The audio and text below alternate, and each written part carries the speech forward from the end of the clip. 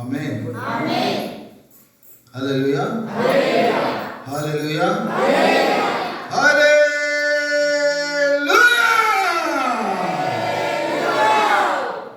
ಉಜ್ಜೀವ ಬಂತ. ವಾಕ್ಯ ಕೇಳಲಿಕ್ಕೆ ಉಜ್ಜೀವ ಬೇಕು. ಈಗ ಒಳ್ಳೆಯ ಸಮಯಕ್ಕೆ ಬಂದಿದ್ವಿ, ಒಳ್ಳೆಯ ಘಟ್ಟಕ್ಕೆ ಬಂದಿದ್ವಿ. ನಮ್ಮ ಮಧ್ಯದಲ್ಲಿ ನೇಪಾಳ ದೇಶದಿಂದ ಅಯ್ಯವರು ಬಂದಿದ್ದಾರೆ. ಅಯ್ಯವರ ಹೆಸರು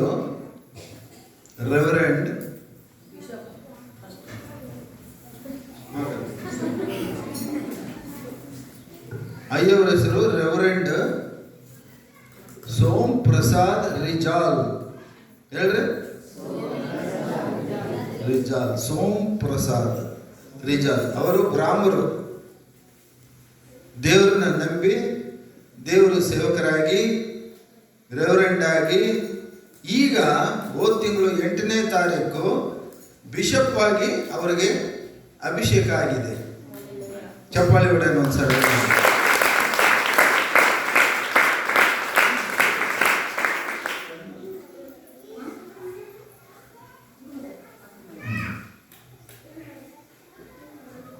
ಬಿಷಪ್ ಆಗಿ ಅವರಿಗೆ ಕಾನ್ಸಂಕ್ರೇಷನ್ ಅಂತಾರೆ ಇಂಗ್ಲೀಷಲ್ಲಿ. ನೀವು ಕಾನ್ಸಂಕ್ರೇಷನ್ ಅಂದರೆ ಅಭಿಷೇಕದ ಮೇಲೆ ಅಭಿಷೇಕ, ಅದು ದೊಡ್ಡದು ಅಭಿಷೇಕ. ಅದು ಅವ್ರಿಗೆ ಐನವರಿಗೆ ಕೊಡಲಾಯಿತು. ಅವರು ಅರ್ಧಾಂಗಿನಿ ಅಮ್ಮನವರು, ಅವರ ಹೆಸರು ಜೆಸ್ಸಿ ರಿಜಾಲ್. ಅಮ್ಮನವ್ರಿಗೆ ಕೂಡ ಪಾಸ್ಟರ್ ಅಭಿಷೇಕ ಆಯಿತು. ಇಬ್ಬರು ಧರ್ಮಪುರಿ ಅಂತ ತಮಿಳುನಾಡಲ್ಲಿ ದೊಡ್ಡ ಕಾರ್ಯಕ್ರಮ ಏರ್ಪಾಡು ಮಾಡಿದರು. ಒಂದು ಡಯಾಸಿಸ್ ಇದೆ, 1000 ಚರ್ಚ್ಗಳು ಇರುವಂಥ ಒಂದು ಗುಂಪು. ಆ ಗುಂಪು ಸಂಸ್ಥೆಯನ್ನ ಡಯಾಸಿಸ್ ಅಂತ ಕರೀತಾರೆ. ಏನಂತ ಕರೀತಾರೆ? ಡಯಾಸಿಸ್. ಹೇಳ್ರಿ, ಅದು ಹೆಸರು ಡಯಾಸಿಸ್ ಹೆಸರು ನಾಡಿ ಡಯಾಸಿಸ್. ಡಿ ಅಂದರೆ NADI. ಎನ್ಗೊಂದು ಪದ, ಎಗೊಂದು ಪದ, ಡಿಗೊಂದು ಪದ, ಐಗೊಂದು ಪದ. ಅಂದರೆ ನ್ಯಾಷನಲ್ ಅಪೋಸ್ಟಾಲಿಕ್ ಡಿವೈನ್ ಇಂಟರ್ನ್ಯಾಷನಲ್ ಅಂತ ಪೂರ್ತಿ ಅಬ್ರಿವೇಷನ್. ಆ ಸಂಸ್ಥೆಯವರು, ಆ ಸಂಸ್ಥೆಯಲ್ಲಿ ನಮ್ಮನ್ನು ಗುರುತಿಸಿ, ನಮ್ಮ AGM ಸೇವೆಗಳನ್ನು ಗುರುತಿಸಿ ನನ್ನನ್ನು ಪ್ರೆಸಿಡೆಂಟ್ ಆಗಿ ಮಾಡಿದ್ದಾರೆ.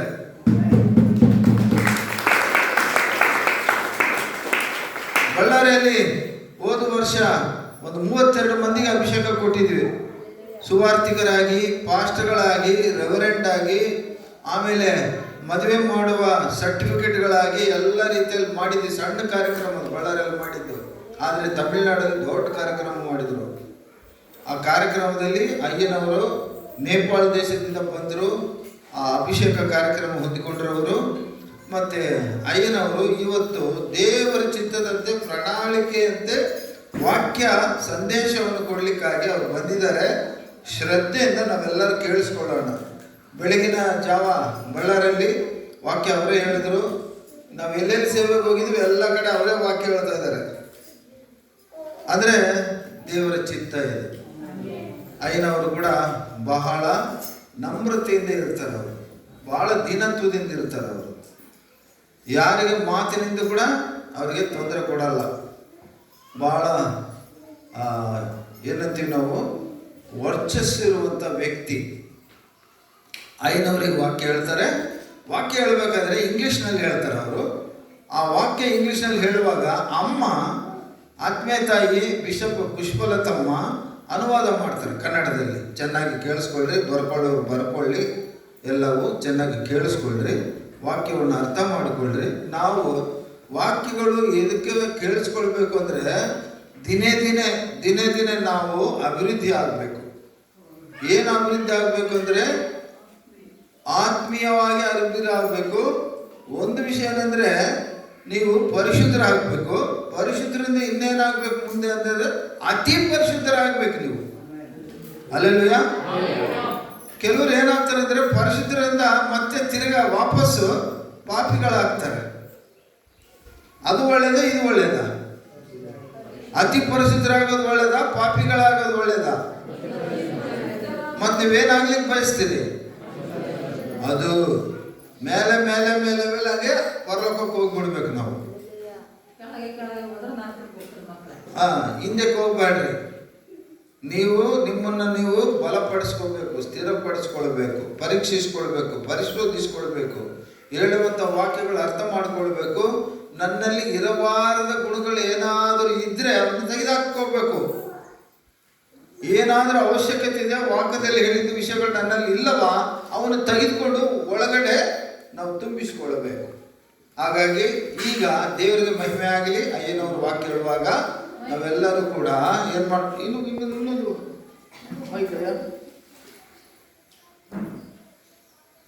ಮತ್ತೆ ದೇವರಿಗೆ ಸ್ತೋತ್ರವಾಗಲಿ. ಅಯ್ಯನವ್ರ ಸಮಯ ಕೊಡೋದಕ್ಕೆ ಮುಂಚೆ ನಾವು ಗೌರವಯುತವಾಗಿ ಅಯ್ಯನವರನ್ನು ಆಹ್ವಾನ ಮಾಡಬೇಕಾದ್ರೆ ಚಪ್ಪಾಳೆ ಹೊಡೆದು ನಾವು ಎಲ್ಲರ ಸಮಯವನ್ನು ಅಯ್ಯನವರು ಕೊಡೋದು. ಬಿಷಪ್ ನಿಜಾರು ಅಮ್ಮಗೆ ಈ ಸಮಯವನ್ನು ಒದಗಿಸಿಕೊಡ್ತಾ ಇದ್ದೀವಿ.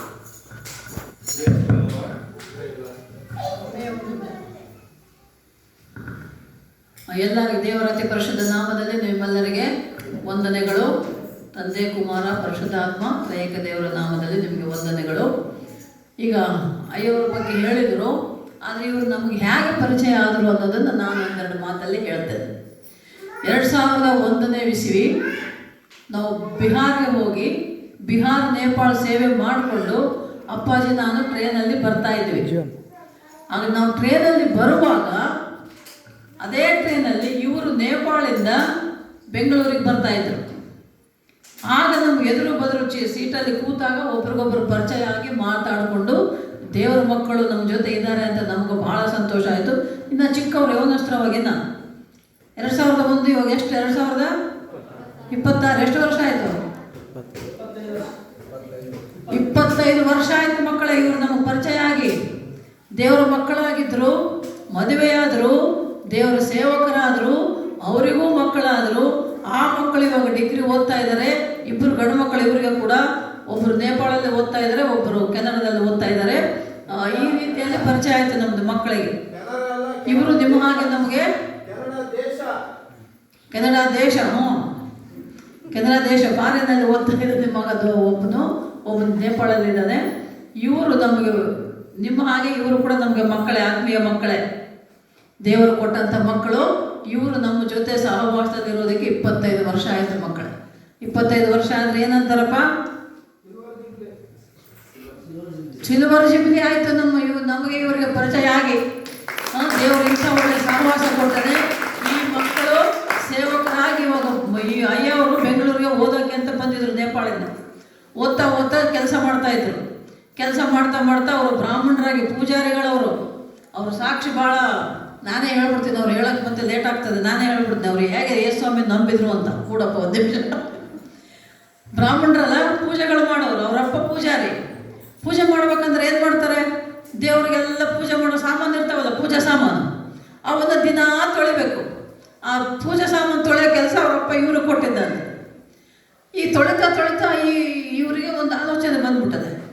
ಅಲ್ಲ, ದೇವರು ನಮ್ಮನ್ನು ಸೃಷ್ಟಿ ಮಾಡಿನಲ್ಲ, ನಾವೇನು ದೇವ್ರಿಗೆ ಮಾಡೋದು? ಇವೆಲ್ಲ ಸಾಮಾನು, ಇವೆಲ್ಲ ಯಾಕೆ ತೊಳಿಬೇಕು? ದಿನ ತೊಳಿಬೇಕು. ಅವರ ಮಕ್ಕಳು ಯಾಕಪ್ಪ ದಿನ ತೊಳಿಬೇಕು? ಅಯ್ಯೋ ತೊಳಿಬೇಕಪ್ಪ, ಮತ್ತು ದೇವ್ರಿಗೆ ನಾವು ಪೂಜೆ ಮಾಡ್ಬೇಕಲ್ಲ. ಈ ಪೂಜೆ ಸಾಮಾನು ತೊಳೆಯೋಕ್ಕೆ ಬೇಜಾರಾಗ್ಬಿಟ್ಟದೆ ಸೋಮ್ಗೆ. ಆವಾಗ ತಿಳ್ಕೊಂಡೆ, ದೇವರು ನಮ್ಮನ್ನು ಸೃಷ್ಟಿ ಮಾಡಿದೆ, ನಾವೇ ದೇವ್ರನ್ನ ಸೃಷ್ಟಿ ಮಾಡಿ ಪೂಜೆ ಮಾಡೋದು ಅಂತ ಅಂದುಕೊಂಡ ಮೇಲೆ, ಆಮೇಲೆ ದೇವರು ವಾಕ್ಯ ಸುವಾರ್ತೆ ಕೇಳಿದಾನೆ ಮಗನು. ಆಮೇಲೆ ಯೇಸುಸ್ವಾಮಿನ ನಂಬಿಕೊಂಡು ಒಳ್ಳೆ ದೇವರ ಮಗನಾಗಿ ಬೆಳೆದು ಬಂದು, ಆಮೇಲೆ ಅಲ್ಲಿ ಬೆಂಗಳೂರಲ್ಲಿರುವಾಗ ಇವರು ಪಕ್ಕದ ಮನೆಯವರು, ಅವ್ರ ಫ್ರೆಂಡು ಅಲ್ಲಮ್ಮ, ಅವ್ರ ಫ್ರೆಂಡು ನಮ್ಮ ಪಾಶ್ರಮ ಇದ್ದಾರಲ್ಲ, ಅವ್ರ ಫ್ರೆಂಡು ಇವ್ರ ಪಕ್ಕದ ಮನೆ ಇದ್ದು, ಅವರಿಗೆ ಇವ್ರ ಫ್ರೆಂಡಿಗೆ ಪರಿಚಯ ಇವರು ಸೋಮವರು. ಹಾಗೆ ಒಬ್ರಿಗೊಬ್ರು ಪರಿಚಯ ಆಗಿ ಸರಿ ಒಳ್ಳೆ ಜೋಡಿ ಆಗ್ತದೆ ಅಂತ ಹೇಳಿ ಫ್ರೆಂಡ್ಸ್ ಎಲ್ಲ ಮಾತಾಡಿಕೊಂಡು, ಮತ್ತು ಅವರ ತಂದೆ ತಾಯಿ ಇವ್ರ ಕಡೆಯವರು ಅವ್ರ ಕಡೆಯವರು ಒಪ್ಕೊಂಡು ಮದುವೆ ಆಗಿದ್ದು. ದೇವರು ಈ ಥರ ಅವರು ತಮಿಳವರು, ನಮ್ಮ ಪಾಶ್ರಮ ತಮಿಳ್ನಾಡವರು. ತಮಿಳವರು ಬಂದು ಬೆಂಗಳೂರಲ್ಲಿ ಅಲ್ಲೇ ಹುಟ್ಟಿ ಬೆಳೆದು ಓದಿ ಅಲ್ಲೇ ಇದ್ದಿದ್ದು. ಅಲ್ಲಿ ನಮ್ಮ ಏಜಿ ಸಭೆಗೆ ಹೋಗ್ತಾ ಇದ್ದಿದ್ದು ಅವರು. ಮೊದಲು ರೋಮನ್ ಕ್ಯಾಥಲಿಕ್ ಅವರು, ಆಮೇಲೆ ಏಜಿ ಸಭೆ ಪಾಲ್ತಂಗೆಯವ್ರ ಸಭೆಗೆ ಹೋಗೋದವರು ಬೆಂಗಳೂರಲ್ಲಿ. ಹಾಗೆ ಇವರು ಪಾಲ್ತಂಗೆಯವ್ರ ಸಭೆಯಲ್ಲಿ ನೇಪಾಳಿ ಸೇವೆ ಮಾಡ್ತಾಯಿದ್ರು. ನೇಪಾಳಿ ಭಾಷೆಯಲ್ಲಿ ಸೇವೆ, ಆಮೇಲೆ ಹಿಂದಿ ಭಾಷೆಯಲ್ಲಿ ಸೇವೆ ನಡೆದಾಗ ಅಲ್ಲಿ ಕೂಡ ಸೇವಕರಾಗಿ ಪಾಲ್ತಂಗೆಯವ್ರ ಜೊತೆಯಲ್ಲಿ ಕೂಡ ಸೋಮವಾರ ಸ್ವಲ್ಪ ದಿನ ಸೇವೆ ಮಾಡಿದ್ದಾರೆ. ಹೀಗೆ ಇಬ್ಬರಿಗೂ ಜೊತೆ ಮಾಡಿದ ಮೇಲೆ ಮದುವೆ ಆದಮೇಲೆ ಆಮೇಲೆ ಏನಾಗಿದೆ, ಮದುವೆ ಆದಮೇಲೆ ದೇವರು ಇವರಿಗೆ ಬೆಂಗಳೂರಲ್ಲೇ ಇದ್ದರು ಇಬ್ಬರು. ಆಮೇಲೆ ಮತ್ತೆ ದೇವರು ಜಯಸ್ವಾಮಿಗೆ ದರ್ಶನ ಕೊಟ್ಟು ನೇಪಾಳಲ್ಲೇ ಹೋಗಿ ಸೇವೆ ಮಾಡಬೇಕು ಅಂತ ದರ್ಶನ ಬಂದಾಗ ಮತ್ತೆ ಇವರು ಬೆಂಗಳೂರಲ್ಲಿದ್ದವರು ಮತ್ತೆ ಅವರ ದೇಶಕ್ಕೆ ಅವರ ಊರಿಗೆ ಹೋಗಿ ಅವರ ಒಂದು ಜನರ ಮಧ್ಯೆ ಮತ್ತೆ ದೇವರು ಸೇವೆ ಮಾಡುವಂಥ ಅವಕಾಶ ಕೊಟ್ಟಿದ್ದಾನೆ. ಅಂಥ ಒಳ್ಳೆ ಸಾಕ್ಷಿ ಮಕ್ಕಳಿಬ್ಬರು ಕೂಡ. ಸೋಮ್ ಮತ್ತು ಜೆಸ್ಸಿ ನಮಗೆ ಭಾಳ ಇಷ್ಟ, ಭಾಳ ಪ್ರೀತಿ. ಯಾಕೆ ಹೇಳಿದ್ರೆ ಒಂದು ದೇವರ ಮಕ್ಕಳು, ಎರಡನೇದು ದೇವರ ಸೇವಕರು ಅಲ್ವಾ. ದೇವರ ಮಕ್ಕಳಿಗೆ ದೇವರ ಸೇವಕರು, ದೇವರ ಮಕ್ಕಳಂದ್ರೆ ದೇವರಿಗೂ ಇಷ್ಟ, ದೇವರ ಸೇವಕರಿಗೆ ದೇವರ ಸೇವಕರು ಇಷ್ಟ, ದೇವರ ಮಕ್ಕಳಿಗೆ ದೇವರ ಮಕ್ಕಳಂದ್ರೇನು ಇಷ್ಟ ಅಲ್ವಾ. ಹಾಗೆ ನಮ್ಮಿಬ್ಬರು ಅಪ್ಪ ಅಮ್ಮ ಅಂತಾನೆ ಅಂತಾರೆ. ಅಪ್ಪ ಅಮ್ಮ ಥರನೇ ಮಕ್ಕಳಿಬ್ಬರು ನಮ್ಮನ್ನು ನೋಡ್ಕೊಳ್ತಾ ಇದ್ದಾರೆ. ಮಕ್ಕಳೇ ಬೆಂಗಳೂರಲ್ಲಿ ನಮ್ಮ ಜೊತೆ ಅಲ್ಲೇ ಇದ್ದಾರೆ, ನಮ್ಮ ಮನೇಲಿ ಇಲ್ಲಿ ಬಳ್ಳಾರಿಯಲ್ಲಿ ನಮ್ಮ ಜೊತೆ ನಮ್ಮಲ್ಲಿ ಇದ್ದಾರೆ. ಹೀಗೆ ಸೇವಕರಾಗಿ ದೇವರ ಮಕ್ಕಳಾಗಿ ಪರಿಚಯ ಆಗಿ ಸೇವಕರಾಗಿ ಇವಾಗ ಸೇವೆಯಲ್ಲಿ ಕೂಡ ನಮ್ಮ ಜೊತೆಯಲ್ಲಿ ಬರ್ತಾ ಇದ್ದಾರೆ, ಹೋಗ್ತಾ ಇದ್ದಾರೆ. ಮಕ್ಕಳೇ ಜೋರಾಗಿ ಚಪ್ಪಾಳೆ ಹೊಡಿರಪ್ಪ. ಈಗ ವಾಕ್ಯದ ಸಮಯ. ಅಲ್ಲಿ ಅವರು ವಾಕ್ಯ ಹೇಳ್ತಾರೆ, ಒಳ್ಳೆಯ ವಾಕ್ಯ ನಾವು ಕೇಳೋಣ, ಚೆನ್ನಾಗಿ ಕೇಳಬೇಕು. ಏನು ಮಾಡ್ಬೇಕು ನಾವು? ದೇವರ ವಾಕ್ಯವನ್ನು ಕೇಳಿ ತಿಳ್ಕೊಂಡು ಅರ್ಥ ಮಾಡಿಕೊಂಡು ವಾಕ್ಯದ ಪ್ರಕಾರ ಜೀವಿಸಬೇಕು. ಸುಮ್ಮನೆ ಬಂದು ಕುಂತು ಕೇಳಿ ಹೋಗೋದಲ್ಲ ಅಲ್ವಾ. ಹಲ್ಲೆಲೂಯಾ. ಈಗ ಸಮಯ ಅವರಿಗೆ. Praise the lord. ದೇವರಿಗೆ ಮಹಿಮೆಯಾಗಲಿ. ನಮ್ಮ ದೇವರು ಪ್ರೀತಿಯಾಗಿದ್ದಾನೆ.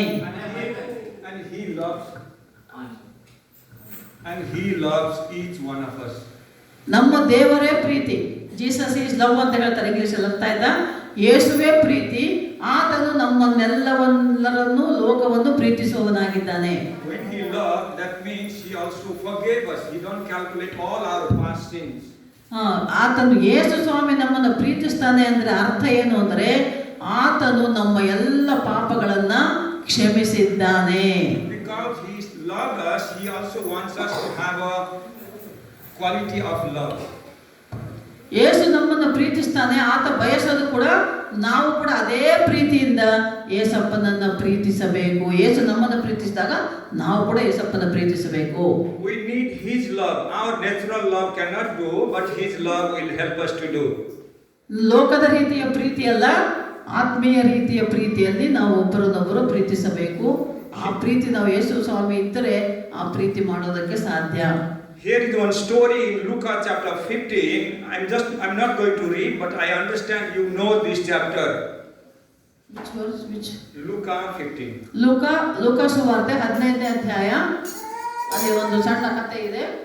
From 11 onwards, there is a story. It's long story. Not going to read, but I understand you know this story. ನಿಮಗೆಲ್ಲ ಗೊತ್ತಿರುತ್ತೆ ಅಂತ ಅನ್ಕೊಂಡಿದ್ದೇನೆ. ನಾನು ಅದನ್ನ ಹೇಳ್ತೇನೆ, ಕೇಳಿ. Here this says prodigal son, but I just want to give a title, loving father. ಇಲ್ಲಿ ತಪ್ಪಿ ಹೋದ ಮಗನು ಮತ್ತು ಮಗನನ್ನ ಪ್ರೀತಿಸುವ ತಂದೆಯ ಬಗ್ಗೆ ನಾನು ಹೇಳೋದಕ್ಕೆ ಇಷ್ಟಪಡ್ತೇನೆ. Yes, when he loves us, he had two sons. ತಂದೆಗೆ ಇಬ್ಬರು ಮಕ್ಕಳಿದ್ರು. One son, he took all his position. He asked from his share from his father, and he went to the far country. ಇಬ್ಬರು ಗಂಡು ಮಕ್ಕಳಿದ್ರು. ಆಗ ಇಬ್ಬರು ಗಂಡು ಮಕ್ಕಳಲ್ಲಿ ಎರಡನೇ ಮಗನು, ಚಿಕ್ಕ ಮಗನು, ತನಗೆ ಬರೋ ಆಸ್ತಿ ಎಲ್ಲ ನನಗೆ ಕೊಟ್ಬಿಡಪ್ಪ, ನಾನು ಇಷ್ಟ ಬಂದಾಗ ನಾನು ಇರ್ತೀನಿ, ನಾನು ಹೋಗ್ತೀನಿ ಅಂತ ಹೇಳಿ ಆಸ್ತಿ ಭಾಗ ಮಾಡಿಕೊಂಡು ತನ್ನ ಪಾಲು ತಾನು ತಗೊಂಡು ಹೋಗ್ತಾನೆ. When he goes to far country, he finished all the monies, all he had from his father. ತಂದೆಯಿಂದ ಆಸ್ತಿ ಭಾಗ ತಗೊಂಡು ಹೋಗಿ ಅದನ್ನೆಲ್ಲ ಖರ್ಚು ಮಾಡಿ ಮಜಾ ಮಾಡಿ ಒಬ್ಬನ ಆಗ್ಬಿಡ್ತಾನೆ. ಆಮೇಲೆ One day he realized, in my father's house there are workers, they have much food. ಅವಾಗೆಲ್ಲ ಕಳ್ಕೊಂಡ ಮೇಲೆ ಉಪವಾಸ ವನವಾಸದಲ್ಲಿ ಇದ್ದಾಗ ಅವನಿಗೆ ಮತ್ತೆ ತಂದೆಯ ಮನೆಯ ನೆನಪಾಗ್ತದೆ. Then he realized and he ಅನ್ಕೊಂತಾನೆ, ನನ್ನ ತಂದೆ ಮನೆಯಲ್ಲಿ ಎಲ್ಲ ಇದೆಯಲ್ಲ. Then he understand that he decided to come back. ಅವಾಗ ಅವ್ನು ನೆನ್ಪು ಮಾಡ್ಕೊಂಡು, ನಮ್ಮ ಅಪ್ಪನ ಮನೆಯಲ್ಲಿ ಎಲ್ಲ ಆಸ್ತಿ ಇದೆ, ಅಂತಸ್ತಿದೆ, ಊಟ ಇದೆ, ಕೆಲಸಗಾರರಿದ್ದಾರೆ, ಕೆಲಸಗಾರರನ್ನೇ ನಮ್ಮಪ್ಪ ಸಾಕ್ತಾ ಇದ್ದಾನೆ ಅಂದ್ಮೇಲೆ ನಾನು ಮಗ ಅಲ್ವಾ, ನಾನು ಮತ್ತೆ ತಿರುಗಿ ಮನೆಗೆ ಹೋಗ್ಬೇಕು ಅಪ್ಪನ ಹತ್ರ ಅಂತ ಅವನು ಯೋಚನೆ ಮಾಡ್ತಾನೆ. That decision that he made is called repentance. ಆ ಒಂದು ನಿರ್ಧಾರ ಅವನು ಡಿಸೈಡ್ ಮಾಡಿದ್ದು ಏನು ಅಂದ್ರೆ ಅದು ಪಶ್ಚಾತ್ತಾಪ ಪಟ್ಟು ಮತ್ತೆ ತಂದೆ ಹತ್ತಿರ ಹೋಗಬೇಕು ಅಂತ ಅಂದುಕೊಂಡಿದ್ದು. When he comes home, there will be big celebration. Father is waiting for his son. ಅವನು ತಿರುಗಿ ಮನೆಗೆ ಬಂದಾಗ ಅಲ್ಲಿ ತಂದೆ ಕೆಲಸ ಮಾಡ್ತಾ ಇರ್ತಾನೆ, ಮಗನನ್ನು ನೋಡಿ ಬಹಳ ಸಂತೋಷ ಪಡ್ತಾನೆ. Then he also again he declared, I sinned against you, I sinned against heaven, against my God. ಮಗನು ಬಂದದ್ದು ತಂದೆಗೆ ಸಂತೋಷ ಆಗ್ತದೆ. ದೇವರೇ ನನ್ನ ಮಗನನ್ನು ತಿರುಗಿ ಕಳಿಸಿದ ಅನ್ನೋಷ್ಟು ಸಂತೋಷ ಪಡ್ತಾನೆ. He declares his repentance. ಆ ಮಗನು ತನ್ನ ಪಶ್ಚಾತ್ತಾಪವನ್ನು ತನ್ನ ತಂದೆಗೆ ತಿಳಿಸ್ತಾನೆ. ಅಪ್ಪ, ನಾನು ಹೋಗಿ ತಪ್ಪು ಮಾಡಿದೆ, ನನ್ನ ಕ್ಷಮಿಸುವಂತ ತಂದೆ ಹತ್ರ ಪಶ್ಚಾತ್ತಾಪ ಪಟ್ಟು ಮಾತಾಡ್ತಾನೆ ಮಗ. And he is asking him to receive him as a worker, not as a son. ಮತ್ತೆ ನನ್ನನ್ನು ನಿನ್ನ ಮಗನಾಗಿ ಸ್ವೀಕಾರ ಮಾಡಪ್ಪ ಅಂತ ಹೇಳ್ತಾನೆ. Hallelujah. After the celebration, his another brother got jealous. ಆಗ ತಂದೆ ಏನ್ ಮಾಡ್ತಾನೆ, ತನ್ನ ಚಿಕ್ಕ ಮಗ ತಿರುಗಿ ಬಂದಾಗ ಅಯ್ಯೋ ತಪ್ಪಿ ಹೋಗಿದ್ದ ಮಗ ಮತ್ತೆ ಬಂದನಲ್ಲ ಅಂತ ಸಂತೋಷ ಪಡ್ತಾನೆ. ಸಂತೋಷ ಪಟ್ಟು ಏನ್ ಮಾಡ್ತಾನೆ, ಔತಣ ಮಾಡ್ತಾನೆ. ನೀವೆಲ್ಲ ಬೈಬಲ್ ಓದಿರ್ತೀರ, ಗೊತ್ತಿರಬೇಕು. ಒಪ್ಪಿದ ಎತ್ತನ್ನ ತಂದು ಅಡಿಗೆ ಮಾಡಿಸಿ ಊಟ ಮಾಡಿಸಿ ಬಂಗಾರದ ಉಂಗುರ ಬೆರಳಿಗೆ ಹಾಕಿ ಮಗನನ್ನ ಅಪ್ಪಿಕೊಂಡು ಅಷ್ಟು ಪ್ರೀತಿ ಮಾಡ್ತಾನೆ. ಯಾರನ್ನ? ತಪ್ಪಿ ಹೋದ ಮಗ ತಿರುಗಿ ಬಂದಾಗ. So here ದೊಡ್ಡ ಮಗ ತಂದೆ ಬಿಟ್ಟು ಹೋಗಿರಲ್ಲ, ತಂದೆ ಜೊತೆ ಇದ್ದು ಕೆಲಸ ಮಾಡ್ಕೊಂಡಿರ್ತಾನೆ. ಅವನಿಗೆ ನೋಡಿ ಸಿಟ್ಟು ಬರ್ತದೆ, ಬೇಜಾರಾಗ್ತದೆ, ಹೊಟ್ಟೆ ಕಿಚ್ಚು ಬರ್ತದೆ. ನಾನು ತನ್ನ ಜೊತೆಗಿದ್ದು ನಾ ಎಲ್ಲ ಕೆಲಸ ಮಾಡ್ಕೊಂಡಿದ್ದೀನಿ, ನನ್ನ ಬಿಟ್ಟು ಅವನು ಎಲ್ಲ ಹೋಗಿ ಕಳ್ಕೊಂಡು ಬಂದವನಿಗೆ ಇಷ್ಟು ಪ್ರೀತಿ ಮಾಡ್ತಾನಲ್ಲ ನಮ್ಮಪ್ಪ ಅಂತ ಅವನಿಗೆ ಹೊಟ್ಟೆ ಕಿಚ್ಚು ಉಂಟಾಗ್ತದೆ ಅಣ್ಣಗೆ. So according to the other person, he repented and came home, but a bigger son, he also did a sin actually. Both are sinner, not only one person is sinner. ಇಬ್ರು ಅಣ್ಣ ತಮ್ಮ ಇಬ್ರು ಪಾಪಿಗಳೇ ಅಂತ ಹೇಳ್ಬೋದು ನಾವು. ಯಾಕೆ ಅಂದ್ರೆ ಒಬ್ಬನು ಬಿಟ್ಟು ಹೋದ, ಎಲ್ಲ ಬಿಟ್ಟು ಹೋಗಿ ಎಲ್ಲ ಕಳ್ಕೊಂಡು ಬಂದ. ಆದ್ರೆ ಇದ್ದವನು ಅಲ್ಲೇ ಇದ್ರೂ ಕೂಡ ಹೊಟ್ಟೆ ಕಿಚ್ಚು ಪಟ್ಟ. So ಅವನು ಪಾಪಿನೇ ಅಂತ. So good people also sinner, bad people also sinner. ನೋಡಿ, ಈ ಲೋಕದಲ್ಲಿ ಕೂಡ ನಾವು ನೋಡುವಾಗ ಒಳ್ಳೆಯವರು ಪಾಪಿಗಳಾಗಿರ್ತಾರೆ, ಪಾಪಿಗಳು ಕೆಲವರು ಒಳ್ಳೆಯವರಾಗಿರ್ತಾರೆ. So he accepted the younger son as a son again. He celebrates. He also gives the gold ring and accepting and giving him rights to be son. ಮತ್ತೆ ತಪ್ಪಿ ಹೋದ ಕುಮಾರ ಬಂದಾಗ ತಂದೆಯು ತನ್ನ ಮಗನನ್ನು ಅಪ್ಪಿಕೊಳ್ತಾನೆ, ಒಳ್ಳೆ ಊಟ ಮಾಡಿಸ್ತಾನೆ, ಅಡಿಗೆ ಮಾಡಿಸ್ತಾನೆ, ಪ್ರೀತಿ ಮಾಡ್ತಾನೆ, ಬಂಗಾರದ ಉಂಗುರ ಮಗನ ಬೆರಳಿಗೆ ಹಾಕ್ತಾನೆ.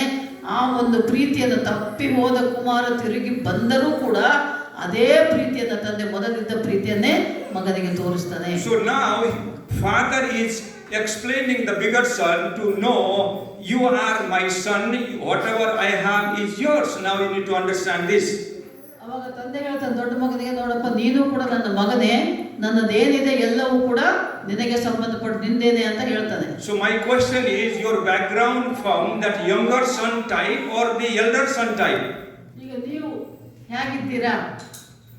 You came to the ಆಗಿದ್ದೀರಾ, ಸಣ್ಣ ಮಗನ ಆಗಿದ್ದೀರಾ, ತಪ್ಪಿ ಹೋಗಿದ್ದೀರಾ, ತಪ್ಪಿ ಹೋಗಿ ಬಂದಿದ್ದೀರಾ, ಅಥವಾ ಹೊಟ್ಟೆ ಕೆಚ್ಚು ಪಡ್ತಾ ಇದ್ದೀರಾ, ಒಬ್ಬರ ಮೇಲೆ ಒಬ್ಬರು ಹೇಗಿದ್ದೀರಾ ಅಂತ ನಿಮ್ಮನ್ನ ನೀವು ಕೇಳ್ಕೊಳ್ರಿ. If you think you are the elder son and you blame the younger brother, you are also sinner.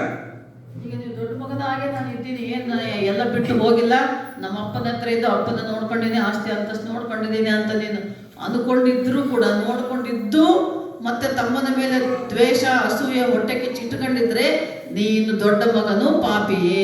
So smaller brother and bigger brother both are sinner, but self-righteous is bigger sinner actually. ಇಬ್ರು ಪಾಪಿಗಳೇ, ಅದರಲ್ಲಿ ಮತ್ತೆ ಹೊಟ್ಟೆ ಕಿಚ್ಚು ಇಟ್ಕೊಳ್ಳೋದು ಇನ್ನು ದೊಡ್ಡ ಪಾಪಿ. So hereafter, let us not blame other people sinner, because we were also sinner. Then he accepted us as a child of God. ನೀವು ಒಳ್ಳೆಯವರೇ ಆಗಿರಬಹುದು, ಪಾಪ ಮಾಡದೇ ಇರಬಹುದು, ಆದರೆ ಪಾಪ ಮಾಡಿದವನನ್ನ ನೀನು ಪಾಪಿ ಪಾಪಿ ನೀನು ಕೆಟ್ಟವನು ಅಂತ ಹೋದರೆ, ಅವನ ಬಗ್ಗೆ ಕೆಟ್ಟದ್ದನ್ನು ಮಾತಾಡಿದಾಗ ನೀನು ಒಳ್ಳೆಯವನು ಕೂಡ ಪಾಪಿನೇ. Can we sing the song that other time you were saying? ಒಂದು ಕನ್ನಡ ಹಾಡು ಹಾಡಿದ್ರಲ್ಲ, ಕರುಣಾಯ ಕರುಣಾಯ. So this is exactly message already given by the song which going to share now. Actually that message itself. ಅದನ್ನು ಬಿಟ್ಟರೆ ಬೇರೆ ನಿಲ್ಲಪ್ಪ, ಲೋಕವೆಲ್ಲ ಹುಡುಕಿನ ಬಂದೆ, ಎಲ್ಲೂ ಸಿಗಲಿಲ್ಲ ನಿನ್ನಂತ ತಂದೆ.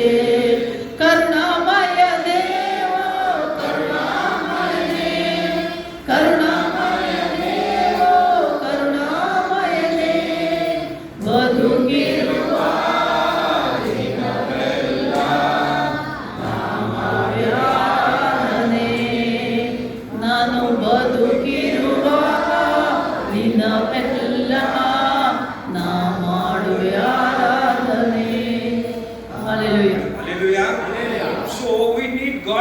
in our heart to love other people, otherwise we cannot love people.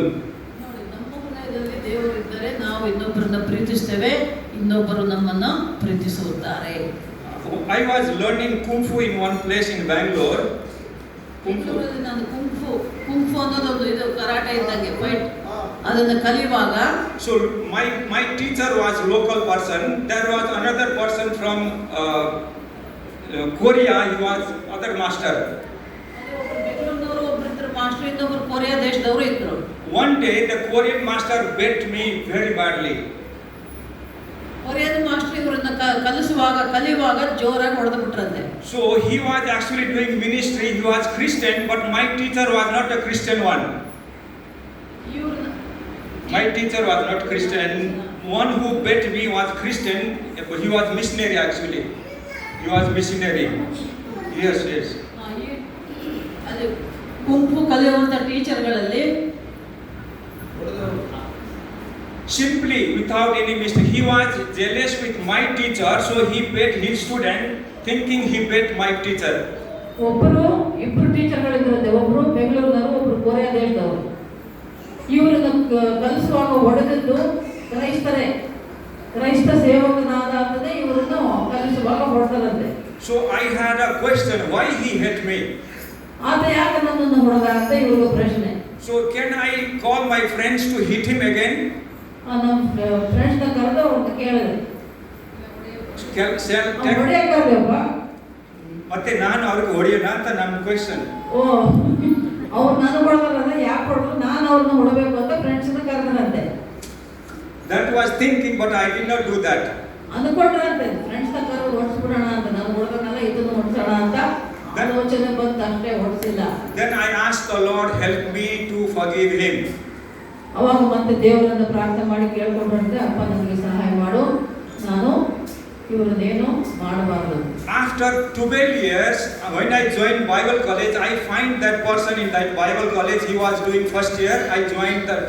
He finished 1 year when I joined. ಇವರು Bible ಕಾಲೇಜ್ಗೆ ಬೈಬಲ್ ಕಲಿಯಕ್ಕೆ ಹೋದಾಗ ಅವರು ಫಸ್ಟ್ ಇಯರ್ ಮುಗಿಸಿ ಸೆಕೆಂಡ್ ಇಯರ್ ಅಲ್ಲಿ ಇದ್ರು, ಇವರು ಫಸ್ಟ್ ಇಯರ್ಗೆ ಜಾಯ್ನ್ ಆದ್ರಂತೆ ಕಾಲೇಜಿಗೆ. Imagine if I have. ಯಾರೋ ಒಬ್ಬ ಮನುಷ್ಯ. Imagine if I have taken revenge, it will be difficult for me to finish my course. ಅಕಸ್ಮಾತ್ ಈತ ನನಗೆ ಅವತ್ತು ಹೊಡೆದಿದ್ದಲ್ಲ ಅಂತ ನಾನೇನಾದರೂ ಆ ತಲೆಯಲ್ಲಿ ಇಟ್ಟುಕೊಂಡು ಇದ್ರೆ, ಆ ಒಂದು ಏನೋ ಒಂದು ಸೇಡಿನ ಭಾವನೆ, ನಾನು ಹೆಂಗನ್ನ ಏನು ಮಾಡ್ಬೇಕಿತ್ತು, ನಾನು ಹೊಡೆದಿದ್ನಲ್ಲ ಅವತ್ತು ಅಂತ ಆ ಭಾವನೆ, ಸೇಡಿನ ಭಾವನೆ ನನ್ನಲ್ಲಿ ಇದ್ದಿದ್ರೆ ನಾನು ಬೈಬಲ್ ಕಾಲೇಜ್ ಕೋರ್ಸ್ ಮುಗಿಸೋಕೆ ಆಗ್ತಿರ್ಲಿಲ್ಲ. That time I was working in marketing field. ಆಮೇಲೆ ಮಾರ್ಕೆಟಿಂಗ್ ಅಲ್ಲಿ ಕೆಲಸ ಮಾಡಕ್ ಹೋದ್ರು. That time I was doing marketing field. I used to see him in marketplace many times. Marketing ಅವ್ರ ಕೆಲಸಕ್ಕೆ ಹೋದಾಗ ಕೂಡ ಅಲ್ಲಲ್ಲಿ ಅಯ್ಯಪ್ಪ ಕಾಣಿಸ್ತಾನೆ ಇದ್ದಂತೆ. When I see, I get angry. ಆತ ನೋಡಿದಾಗೆಲ್ಲ ಸಿಟ್ಟು ಬರೋದಂತೆ, ಹೊಡೆದಿದ್ದಲ್ಲ ನನಗೆ ಅವತ್ತು ಹೊಡೆದಿದ್ದಲ್ಲ ಇಲ್ಲ ಅಂತ. So I immediately asked the Lord, help me to forgive him again. ಮತ್ತೆ ತಕ್ಷಣ ದೇವರನ್ನ ಪ್ರಾರ್ಥನೆ ಮಾಡಪ್ಪ, ಆತ ನನ್ನನ್ನು ಹೊಡೆದ ಅಂತ ನಾನು ಕ್ಷಮಿಸುವಂತ ಮನಸ್ಸು ನನಗೆ ಕೊಡು ಸ್ವಾಮಿ ಅಂತ ಮತ್ತೆ ದೇವರನ್ನ ಪ್ರಾರ್ಥನೆ ಮಾಡ್ತಾರೆ. If in your life, if you think you have somebody like that, you need to ask God to help you to forgive him. ಇದು ಸೇರಿ ಬಂದರೂ ನಿಮ್ಮ ಜೀವನದಲ್ಲಿ ಕೂಡ ಈ ತರ ಘಟನೆಗಳಾಗಿರಬಹುದು. ಯಾರಾದರೂ ನಿಮಗೆ ಮೋಸ, ಕಷ್ಟ, ನಷ್ಟ, ದ್ರೋಹ ಮಾಡಿರಬಹುದು. ಅವರ ಮೇಲೆ ಸೇರಿ ಇಟ್ಕೋಬೇಡ್ರಿ. ಆದ್ರೆ ದೇವರನ್ನ ಪ್ರಾರ್ಥನೆ ಮಾಡಿ ಕೇಳ್ಕೊಂಡ್ರೆ ಅವರನ್ನ ಕ್ಷಮಿಸುವ ಗುಣ ನನಗೆ ಕೊಡುವಂತಂದ್ರೆ, ನಮಗೆ ತಪ್ಪು ಮಾಡಿದವರನ್ನು ನಾವೇನ್ ಮಾಡ್ಬೇಕು? ಕ್ಷಮಿಸಬೇಕು. ಪರಲೋಕ ಪ್ರಾರ್ಥನೆ ಅದೇ ತಾನೇ ಹೇಳೋದು. So I remember that, in 3 years Bible college, in 2 years I look at him every day. So I felt good that God helped me to forgive him. 3 ವರ್ಷ ಬೈಬಲ್ ಕಾಲೇಜ್ ಓದಿದ್ದು ಆತ. ಅವಾಗ 2ನೇ ವರ್ಷದಾಗಿದ್ದ, ಇವರು 1ನೇ ವರ್ಷ ಇದ್ದರು. 2 ವರ್ಷಗಳು ಆತ ಇರೋವರೆಗೂ ಕೂಡ ಪ್ರತಿದಿನ ಅವರು ದೇವರನ್ನ ನೋಡಿದಾಗೆಲ್ಲ ಸಿಟ್ಟು ಬಂದದಂತೆ. ಆದ್ರೆ ದೇವರನ್ನ ಕೇಳ್ತಾ ಇದ್ರಂತೆ, ಅಪ್ಪ ನನಗೆ ಅವರನ್ನ ಕ್ಷಮಿಸುವ ಗುಣ ಕೊಡು, ಅವ್ರ ಘಟನೆ ಮರೆಯುವಂತೆ ಮಾಡು. I used to go and shake hand like this. Praise the Lord, brother. Then I used to go to canteen, take the food and eat together. Then immediately he goes to other table. ಇವರೇ ತಗ್ಗಿಸಿಕೊಂಡು ಕ್ಷಮಿಸಿ ಪ್ರೀತಿಸಿ ಹೋಗಿ ಶೇಖರಣೆ ಮಾಡಿ break ಅಂತ ಹೇಳಿ ಊಟ ಮಾಡೋ ಟೈಮಲ್ಲಿ ಹೋಗಿ ಊಟಕ್ಕೆ ಸಹಾಯ ಮಾಡಿ ಒಂದೇ ಕಡೆ ಕೂಡಕ್ಕೆ ಹೋದ್ರೆ ಅವ್ರು ಎದ್ದು ಬೇರೆ ಕಡೆ ಹೋಗ್ತಿದ್ದಂತೆ. So that is the power of love helping to forgive others, not myself, but His love will help me to forgive him. ನಾನಾಗಿ ಆ ಥರ ಮಾಡಿಲ್ಲ, ದೇವರು ಪ್ರೀತಿ ಆತನನ್ನು ಕ್ಷಮಿಸುವ ಗುಣ ನನಗೆ ಕೊಟ್ಟು ನಾನು ಆತನ ಕ್ಷಮಿಸಿ ಆತನ ಹತ್ತಿರ ನಾನು ಹೋಗ್ತಾ ಇದ್ದೆ. Why I told this story is, ಅವರಿಗೆ ಸಹಾಯ ಮಾಡ್ತಾ ಇದ್ದೆ. ಆದರೆ ಯಾಕೆ ಇದನ್ನು ನಾನು ನಿಮ್ಗೆ ಹೇಳ್ತಾ ಇದ್ದೀನಿ ಅಂದ್ರೆ, so our Father is loving Father. ನಮ್ಮ ದೇವರು ಪ್ರೀತಿಸುವ ದೇವರು. So we should not blame the younger son who is prodigal, but we need to see both the sons are sinner, both of them need forgiveness, both of them has to be, have a good relationship with Father. ನಮ್ಮ ದೇವರು ಪ್ರೀತಿಸುವ ದೇವರು ಅಂದ ಮೇಲೆ ಈ ಇಬ್ಬರು ಅಣ್ಣ ತಮ್ಮಂದಿರ ಕಥೆ ನಾವು ನೋಡ್ತಾ ಇರಲಿಲ್ಲ ಲೂಕ ಸುವಾರ್ತೆಯಲ್ಲಿ. ಅವರಿಬ್ಬರು ಅಣ್ಣ ತಮ್ಮಂದಿರು ಕೂಡ ಪಾಪಿಗಳೇ, ಒಬ್ಬೊಬ್ಬರು ಒಂದೊಂದು ರೀತಿ ಪಾಪ ಮಾಡಿದ್ದಾರೆ. ಅವನ್ನೆಲ್ಲ ತಗೊಂಡು ಮನೆ ಬಿಟ್ಟು ಹೋಗಿ ಖರ್ಚು ಮಾಡ್ಕೊಂಡು ಬಂದದ್ದು ಪಾಪನೇ. ಮನೆಯಲ್ಲಿ ಇದ್ದು ಕೂಡ ತಂದೆ ಜೊತೆ ಇದ್ದು ಕೂಡ ತಮ್ಮನ ಮೇಲೆ ಸಿಟ್ಟು ದ್ವೇಷ ಇಟ್ಟುಕೊಂಡವನು ಅವನು ಪಾಪ ಮಾಡಿದ. ಆದರೂ ಕೂಡ ದೇವರು ತಂದೆ, ಲೋಕದ ರೀತಿಯ ತಂದೆ ಕೂಡ ಅವರನ್ನು ಕ್ಷಮಿಸಿದ, ಪ್ರೀತಿಸಿದ. ನಮ್ಮ ತಂದೆಯಾದ ದೇವರು ಕೂಡ ನಮ್ಮನ್ನು ಪ್ರೀತಿಸುವ, ಕ್ಷಮಿಸುವ ದೇವರು. ನಾವು ಹಾಗೆ ಇರಬೇಕು. Hallelujah. Hallelujah. There is a scripture in Proverbs, love will cover many sins. ನಾವು ಸತ್ಯವೇದದಲ್ಲಿ ವಾಕ್ಯದಲ್ಲಿ ನೋಡ್ತೇವೆ, ಪ್ರೀತಿಯು ಎಲ್ಲ ಪಾಪಗಳನ್ನ ಮುಚ್ಚಿ ಹಾಕ್ತದೆ ಅಂತ. Hallelujah. Hallelujah. If in your sight, if somebody has done mistake, then if you have a love, you will not count that mistake, you forgive that mistake. ನಿಮ್ಮ ದೃಷ್ಟಿಯಲ್ಲಿ ನಿಮಗೆ ಯಾರಾದರೂ ತಪ್ಪು ಮಾಡಿದರೆ, ಮೋಸ ಮಾಡಿದರೆ, ಅದು ನೀವು ನೋಡಿದರೂ ಕೂಡ ದೇವರನ್ನು ಕ್ಷಮಿಸುವ ಗುಣವನ್ನ ನಿಮಗೆ ಕೊಡ್ತಾನೆ. ಅದನ್ನು ದೇವರನ್ನು ಕೇಳಿ ಅವರನ್ನು ಕ್ಷಮಿಸಬೇಕು. Hallelujah. Hallelujah. So let us see 1 Corinthians chapter 13. ಮೊದಲನೇ ಕೊರಿಂಥಿ 13ನೇ ಅಧ್ಯಾಯ ಅದೆಲ್ಲ ಪ್ರೀತಿ ಬಗ್ಗೆನೇ ಬರೆದಿದೆ. Entire chapter is a story full of quality of love. ಎಲ್ಲ ಪ್ರೀತಿ ಬಗ್ಗೆನೇ ಬರೆದಿರೋದು. ಮೊದಲನೇ ಕೊರಿಂಥಿ 13ನೇ ಅಧ್ಯಾಯ. Can somebody read? Actually, full chapter is about love. Okay, 13ನೇ ಅಧ್ಯಾಯ ಓದ್ರಪ್ಪ. ಮೊದಲನೇ ಕೊರಿಂಥಿ 13ನೇ ಅಧ್ಯಾಯ ಓದು, ಬೇಗ ಓದು. ಪ್ರೀತಿ ದಯೆ ತೋರಿಸುವುದು, ಪ್ರೀತಿ ಹೊಟ್ಟೆ ಕಿಚ್ಚು ಪಡುವುದಿಲ್ಲ, ಹೊಗಳಿಕೊಳ್ಳುವುದಿಲ್ಲ, ಒಪ್ಪಿಕೊಳ್ಳುವುದಿಲ್ಲ, ಮರ್ಯಾದೆಗೆತ್ತು ನಡೆಯುವುದಿಲ್ಲ, ಸ್ವಪ್ರಯೋಜನವನ್ನು ಚಿಂತಿಸುವುದಿಲ್ಲ, ಸಿಟ್ಟುಕೊಳ್ಳುವುದಿಲ್ಲ, ಅಪಕಾರವನ್ನು ಮನಸ್ಸಿನಲ್ಲಿ ಇಟ್ಟುಕೊಳ್ಳುವುದಿಲ್ಲ, ಅನ್ಯಾಯವನ್ನು ನೋಡಿ ಸಂತೋಷ ಪಡದೆ ಸತ್ಯಕ್ಕೆ ಜಯವಾಗುವಲ್ಲಿ ಸಂತೋಷ ಪಡುತ್ತದೆ, ಎಲ್ಲವನ್ನು ಅಡಗಿಸಿಕೊಳ್ಳುತ್ತದೆ, ಎಲ್ಲವನ್ನು ನಂಬುತ್ತದೆ, ಎಲ್ಲವನ್ನು ನಿರೀಕ್ಷಿಸುತ್ತದೆ, ಎಲ್ಲವನ್ನು ಸಹಿಸಿಕೊಳ್ಳುತ್ತದೆ. ಪ್ರೀತಿಯು ಎಂದಿಗೂ ಬಿಟ್ಟು ಹೋಗುವುದಿಲ್ಲ, ಪ್ರವಾದನೆಗಳಾದರೂ ಇಲ್ಲದಂತಾಗುವುದು, ವಾಣಿಗಳು ನಿಂತು ಹೋಗುವುದು, ವಿದ್ಯೆಯು ಇಲ್ಲದಂತಾಗುವುದು, ಅಪೂರ್ಣವಾಗಿ ತಿಳಿದುಕೊಳ್ಳುತ್ತೇವೆ. Hallelujah. This, I just want you to read this chapter when you go home. ಮನೆಗೆ ಹೋದಾಗ ಎಲ್ಲರೂ ಇದು ಅಧ್ಯಾಯ ಓದ್ಕೊಳ್ರಿ. ಓದಕ್ಕೆ ಬರಲಾದರೂ ಓದಿಸ್ಕೊಳ್ರಿ ಮಕ್ಕಳ ಹತ್ರ. And also Luke chapter 15 from 11 onwards, the remaining verses also please read that chapter. ಲೋಕ 15ನೇ ಅಧ್ಯಾಯ 11ರಿಂದ ಓದ್ಕೊಳ್ಳಿ ಮನೆಗೆ ಹೋಗಿ. So here the title is given prodigal son, but I give this title as a loving father. ಇಲ್ಲಿ ಅಲ್ಲಿ ಆ ಒಂದು ಭಾಗಕ್ಕೆ ಏನ್ ಕೊಟ್ಟು ಏನ್ ಹೇಳಿದ್ದಾರೆ ಅಂದ್ರೆ ತಪ್ಪಿ ಹೋದ ಕುಮಾರನು ಅಂತ. ಅಲ್ಲಿ ಅಯ್ಯವ್ರು ಹೇಳ್ತಾ ಇದ್ದಾರೆ ತಪ್ಪಿ ಹೋದ ಕುಮಾರ ಅನ್ನೋದಕ್ಕಿಂತ ಪ್ರೀತಿಸುವ ದೇವರು ಅಂತ ಆ ಭಾಗಕ್ಕೆ ಹೇಳೋದು ಒಳ್ಳೆಯದು ಅಂತ. Hallelujah. Hallelujah. So how we saw just now in 1 Corinthians chapter 13 of the quality of love, that is actually love of God is helping us to have that quality, not our own quality. ಇಲ್ಲಿ ಹೇಳಿದಂತ ಎಲ್ಲ ಪ್ರೀತಿಯ ಬಗ್ಗೆ ಗುಣಗಳು ನಮಗೆ ದೇವರು ಕಲಿಸಿಕೊಟ್ಟದ್ದು. ಅದನ್ನು ಕಲಿತು ನಾವು ಅದರಂತೆ ನಡ್ಕೋಬೇಕು. ಮನುಷ್ಯರಿಂದ ಬಂದದ್ದಲ್ಲ, ದೇವರಿಂದ ಬಂದ ವಾಕ್ಯದ ಜ್ಞಾನ. So my question was, that person was doing ministry, he was a missionary, and why he bet me? ನೋಡಿ, ಇವರು ಹೇಳಿದ್ರಲ್ಲ ಬೈಬಲ್ ಕಾಲೇಜಲ್ಲಿ ಕುಂಕುಮ ಕಲಿಯುವಾಗ ಹೊಡೆದಿದ್ದ ಮಾಸ್ಟರ್ ಆದ ಕೊರಿಯ ಬೇರೆ ದೇಶದವನು, ದೇವರ ಸೇವಕನೂ ಆಗಿದ್ದ. ಆದರೂ ಕೂಡ ಇವರನ್ನ ಹೊಡೆದ ಮತ್ತು ಅದನ್ನೇ ಹಾಗೆ ತಲೆಯಲ್ಲಿ ಇಟ್ಕೊಂಡ ಸೇಡು. ಬೈಬಲ್ ಕಾಲೇಜ್ಗೆ ಹೋದಾಗ ನೋಡಿದ್ರು ಕೂಡ ನೋಡದಂಗೆ ಹೋಗೋದು. ಹೇಳಿದ್ರೆ ಹೇಳ್ತಾ ಇರಲಿಲ್ಲ, ಊಟಕ್ಕೆ ಸಹಾಯ ಮಾಡಿದ್ರೆ ತಗೊಳ್ತಾ ಇರಲಿಲ್ಲ, ಬೇರೆ ದೂರ ಹೋಗ್ತಾ ಇದ್ದಾರೆ. So later he also forgave that, he felt that he did mistake. ಅವನು ತಿಳ್ಕೊಬೇಕಿತ್ತು ತಾನು ಮಾಡ್ತಾ ಇರೋ ತಪ್ಪು ಅಂತ. ದೇವರ ಮಗನಾಗಿ ದೇವರ ಸೇವಕನಾಗಿ ಕೂಡ ತಪ್ಪು ಮಾಡಿದ್ರೆ ತಿಳ್ಕೊಳ್ಳಿಲ್ಲ. So God helped me to forgive. My natural law want to take punish to him. My natural law was, wanting me to take revenge. ಈ ಲೋಕದ ರೀತಿಯಲ್ಲಿ ನೋಡಿದಾಗ ಅವನು ಹೊಡಿಬೇಕನ್ನಿಸ್ತದೆ, ಬೈಬೇಕನ್ನಿಸ್ತದೆ. ಆದರೆ ದೇವರ ವಾಕ್ಯದ ಪ್ರಕಾರ ನಾವು ನೋಡಿದಾಗ, ದೇವರ ಮಾತಿನಂತೆ ನಾವು ನಡ್ಕೊಳ್ಳೋರಾದರೆ, ದೇವರು ನಮ್ಮನ್ನು ಪ್ರೀತಿಸಿದಂತೆ ನಾವು ಇತರರನ್ನ ಪ್ರೀತಿಸಬೇಕು. ನಮಗೆ ತಪ್ಪು ಮಾಡಿದವರನ್ನು, ಹೊಡೆದರು ಬೈದವರನ್ನು ಪ್ರೀತಿಸಬೇಕು. If you take revenge, God will keep silent. ಈಗ ನಾವು ಸೇಡು ತೀರಿಸ್ಕೊಂತ ಸೇಡು ಇಟ್ಕೊಂಡು ಹೊಟ್ಟೆ ಚಿಟ್ಕೊಂಡಿದ್ರೆ ಅವಾಗ ದೇವರು ಸುಮ್ಮನೆ ಇರ್ತಾನೆ, ನಿನಗೆ ಯಾವ ಒಳ್ಳೆಯದನ್ನು ದೇವರು ಮಾಡಲ್ಲ. When we become silent and surrender to God, He will take care of us. He will fight for us. ಯಾವಾಗ ನಾವು ಯಾವುದೇ ಸಿಟ್ಟು, ದ್ವೇಷ, ಗಲಿಬಿಲಿ, ಘರ್ಷಣೆ, ಜಗಳ, ತಂಟೆ, ತಕರಾರಿಲ್ಲದೆ ಶುದ್ಧ ಮನಸ್ಸಿನಿಂದ ನಾವು ಮಂದಿರದೊಳಗೆ ದೇವರ ಹತ್ರ ಬಂದಾಗ ದೇವರು ನಮಗೆ ಒಳ್ಳೆಯದನ್ನೇ ಮಾಡ್ತಾನೆ. ನಮ್ಮ ಪ್ರಾರ್ಥನೆ ಮೊರೆಯನ್ನ. When I was small, I was every time using the radio. ನಾನು ಸಣ್ಣವನಿದ್ದಾಗ ರೇಡಿಯೋ ಕೇಳ್ತಾ ಇದ್ದೆ. So when that is ಗೊತ್ತಾ ರೇಡಿಯೋ? ಎಷ್ಟು ಜನ ಗೊತ್ತೋ ಗೊತ್ತಿಲ್ಲ. ಎಲ್ಲರೂ ಮೊಬೈಲ್ಗಳಲ್ಲಿ ಹೋಗ್ಬಿಟ್ಟಿರುವಾಗ ಅವಾಗೆಲ್ಲ ಸಣ್ಣ ಸಣ್ಣ ರೇಡಿಯೋ ಇರೋ. when that was repaired, I tried to repair again by myself. ಅದು ಕೆಟ್ಟೋದಾಗ ಅದನ್ನೇ ನಾನೇ ರಿಪೇರಿ ಮಾಡಕ್ ನೋಡ್ತಾ ಇದ್ದೆ. One day I could not repair; it was very damaged. Repair ಮಾಡಕ್ ಆಗಲೇ ಇಲ್ಲ ಒಂದಿನ. Then I took it to the repairing shop. Repair shop ಹೋಗಿ repair ಮಾಡಿಸಿದೆ. There also, when I gave this radio to him, then I am giving do like this, do like this. I was instructing him. ರಿಪೇರಿ ಕೊಡಕ್ಕೂ ರಿಪೇರಿ ಮಾಡ್ಸಕ್ ಹೋಗಿ ಅದಕ್ಕೆ ಹಿಂಗ್ ಮಾಡಕ್ಕೆ ಮಾಡಕ್ಕೆ ರಿಪೇರಿ ಮಾಡಕ್ಕೆ ಇದು ಏನೇ ಹೇಳ್ತಾ ಇದ್ರಂತೆ ಅಂಗಡಿಯವ್ರಿಗೆ. Then he told me, do you want me to repair or you want to repair?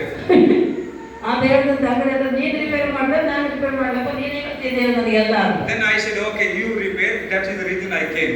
ಆಯ್ತಾಯ್ತಪ್ಪ, ನೀನೇ ರಿಪೇರಿ ಮಾಡಿಕೊಡು ನನಗೆ ಅಂತ ಹೇಳಿ ಬಂದ. Then he said, you just keep quiet, let me do. If you don't want me to do, you take this and go home. ನಾನು ಸುಮ್ಮನೆ ಇದ್ರೆ ನಾನು ರಿಪೇರಿ ಮಾಡ್ತೀನಿ, ನೀನು ನನಗೆ ಹೇಳ್ತಾ ಇದ್ರೆ ನಾನು ಯಾರು ರಿಪೇರಿ ಮಾಡಲ್ಲ, ನೀನೇ ತಗೊಂಡು ನೀನೇ ಮಾಡ್ಕೊ ಹೋಗಲ್ಲ. Later, I understood from the Bible, when I surrender to God, He will repair us. ಆಮೇನ್. ಈಗ ನಮ್ಮ ನಡೆನುಡಿ ಕೂಡ ಹಾಗೆ ಇರ್ತದೆ ಕೆಲವೊಮ್ಮೆ, ಅಲ್ವಾ? ನಾವೇನು ಮಾಡಬಾರ್ದು ಅದನ್ನೇ ಮಾಡ್ತಾ ಇರ್ತೇವೆ, ಏನು ಕೇಳಬಾರ್ದು ಅದನ್ನೇ ಕೇಳ್ತಾ ಇರ್ತೇವೆ, ಎಲ್ಲಿಗೆ ಹೋಗ್ಬಾರ್ದು ಅಲ್ಲಿಗೆ ಹೋಗ್ತಾ ಇರ್ತೇವೆ. ನಮ್ಮ ನಡೆನುಡಿಯನ್ನ ರಿಪೇರಿ ಮಾಡೋದು ದೇವರೇ. ಆತನಿಗೆ ನಮ್ಮ ಪ್ರಾಣಾತ್ಮ ಶರೀರವನ್ನ ಒಪ್ಪಿಸಿಕೊಟ್ಟರೆ ದೇವರೇ ನಮ್ಮನ್ನ ರಿಪೇರಿ ಮಾಡ್ತಾನೆ. That repair is forgiveness for us. ಆ ರಿಪೇರಿ ಮಾಡೋದು ಏನು ಅಂದ್ರೆ ದೇವರು ನಮ್ಮನ್ನ ಕ್ಷಮಿಸುತ್ತಾನೆ. The younger son, he tried to fix his problem, he could not, then came back to father asking him forgiveness. ಅವನು ಸಣ್ಣ ಮಗನ ಎಲ್ಲ ತಗೊಂಡು ಹೋದ, ಆದ್ರೆ ತನ್ನನ್ನು ತಾನು ಸರಿಪಡಿಸ್ಕೊಳ್ಳೋದಕ್ಕೆ ಆಗಲಿಲ್ಲ. ಎಲ್ಲ ಮಾರ್ಕೊಂಡು ತಿಂದುಕೊಂಡು ಮಜಾ ಮಾಡಿ ಆಮೇಲೆ ಪಶ್ಚಾತ್ತಾಪ ಪಟ್ಟು ಮತ್ತೆ ತಂದೆ ಹತ್ರ ಬರ್ತಾನೆ. Father never blamed him. ಆದ್ರೆ ತಂದೆ ಅವನನ್ನೇನು ಅಂತಿಲ್ಲ, ಏನು ಬೈಲಿಲ್ಲ, ಹೊಡೆದಿಲ್ಲ, ಯಾವ ಅಪವಾದನೂ ಮಾಡಲಿಲ್ಲ. He gave new clothes, hair cutting, new ring and big party in his home. ತಪ್ಪಿ ಹೋದ ಕುಮಾರ ಮನೆಗೆ ಬಂದಾಗ ತಂದೆ ಏನ್ ಮಾಡ್ದ, ಅವನು ಹೆಂಗೆಗೋ ಇದ್ದ, ತಪ್ಪಿ ಹೋಗಿದ್ದಲ್ಲ, ಮತ್ತೆಲ್ಲ ತಪ್ಪಿಸ್ಕೊಂಡು ಎಲ್ಲ ಕಳ್ಕೊಂಡು ಒಳ್ಳೆ ಭಿಕ್ಷುಕನ ಥರ ಆಗಿರ್ತದೆ. ಅವನಿಗೆಲ್ಲ ಹೇರ್ ಕಟ್ಟಿಂಗ್ ಮಾಡಿ, ಸ್ನಾನ ಮಾಡಿಸಿ, ಒಳ್ಳೆ ಹೊಸ ಬಟ್ಟೆ ಹಾಕಿ, ಬಂಗಾರದ ಉಂಗುರ ಹಾಕಿ, ಒಳ್ಳೆ ಅಡಿಗೆ ಮಾಡಿಸಿ, ಪ್ರೀತಿಯಿಂದ ತಂದೆ ತನ್ನ ಮಗನನ್ನ ನೋಡಿಕೊಳ್ತಾನೆ. So the elder son, he did not take part in feast of the celebration. ನೋಡಿ, ತಪ್ಪಿ ಹೋದ ಮಗ, ಸಣ್ಣ ಮಗ ವಾಪಸ್ ಬಂದನೆ ಅಂತ ತಂದೆ ಸಂತೋಷವಾಗಿ ಆ ಒಂದು ಔತಣಕೂಟ, ಆ ಒಂದು ಪಾರ್ಟಿ ಮಾಡಿದ್ರೆ ದೊಡ್ಡ ಮಗ ಅಲ್ಲಿಗೆ ಬರೋದಿಲ್ಲ, ಸಿಟ್ಟಾಗಿ ಸೆಟ್ಕೊಂಡಿರ್ತಾನೆ. He was thinking he was self-righteous. ಅವನು ತಾನೇ ಮಹಾನೀತಿವಂತ ಅನ್ಕೊಂಡ್ಬಿಟ್ಟಿರ್ತಾನೆ. He was thinking he was obeying all the law. ನಾನು ಒಳ್ಳೆಯವನಲ್ಲ, ನಾನು ತಂದೆ ಹತ್ರ ಇದ್ದೆ, ತಂದೆ ಮಾತು ಕೇಳ್ತಾ ಇದ್ದೆ, ಆದ್ರೆ ನನಗಿಂತ ತಪ್ಪಿ ಹೋದ ತಮ್ಮನೇ ಇಷ್ಟಪಡ್ತಾ ಇದ್ದಾನಲ್ಲ ಅಪ್ಪ ಅಂತ ಅವನಿಗೆ ಸಿಟ್ಟು ಬರ್ತದೆ, ದ್ವೇಷ ಉಂಟಾಗ್ತದೆ. He asked question, why you did celebration for him? You never did any small, any goat or any calf for me. Any celebration you have not given me. ದೊಡ್ಡ ಮಗ ತಂದೆ ಕೇಳ್ತಾನಂತೆ, ಅಲ್ಲಪ್ಪ ನಾನು ನಿನ್ನ ಜೊತೆನೇ ಇದ್ದೆ ಇಷ್ಟು ದಿನ, ಆದ್ರೆ ನನಗಾಗಿ ನಾನು ಒಂದು ಸಣ್ಣ ಕೋಳಿ ಕೊಯ್ಲಿಲ್ಲ, ಒಂದು ಕುರಿ ಕೊಯ್ಲಿಲ್ಲ, ನಿನ್ನ ತಪ್ಪಿ ಒಂದು ಮಗ ಬಂದ್ರೆ ದೊಡ್ಡ ದನ ಕೊಯ್ಲಿಯಲ್ಲಪ್ಪ ನೀನು ಅಂತ ಕೇಳ್ತಾನಂತೆ. So here we need to understand his son is always son, whether he does good work or bad work, his children as his children. ಹೆತ್ತ ತಂದೆ ತಾಯಿಗಳಿಗೆ ಮಕ್ಕಳೆಲ್ಲರೂ ಒಳ್ಳೆಯವರೇ, ಕೆಟ್ಟವರು ಒಳ್ಳೆಯವರೇ, ಒಳ್ಳೆಯವರು ಒಳ್ಳೆಯವರೇ. ಎಲ್ಲ ಮಕ್ಕಳು ಅವರಿಗೆ ಅಪ್ಪ ಅಮ್ಮಗೆ ಒಳ್ಳೆಯವರೇ ಆಗಿರ್ತಾರೆ. That means good person also sinner, bad person also sinner.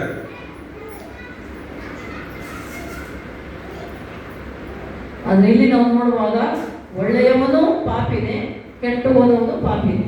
So according to my background, I was like a elder son, self-righteous. Brahmins are always self-righteous. ನಾನು ಬ್ರಾಹ್ಮಣ ಕುಟುಂಬದಿಂದ ಬಂದಿದ್ದು. ಬ್ರಾಹ್ಮಣನು ಇವರು ಕೂಡ ಅಣ್ಣ ಬಂದಿದ್ದಾರೆ. ಎಷ್ಟೇನಪ್ಪ? 8-9 ಜನ ಎಲ್ಲ ಸೇರಿ.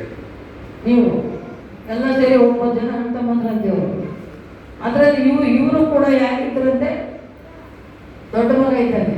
ಈಗ ನಾವು ಇಬ್ಬರು ಮಕ್ಕಳ ಕತೆ ಓದ್ತಾ ಇದೀವಲ್ಲ, ದೊಡ್ಡ ಮಗ ತಂದೆ ಜೊತೆನೆ ಇದ್ರು ಕೂಡ ಏನ್ ಮಾಡ್ತಾರೆ? ತಪ್ಪಿ ಹೋದ ಮಗನನ್ನೇ ಅಪ್ಪ ಇಷ್ಟಪಡ್ತಾನೆ.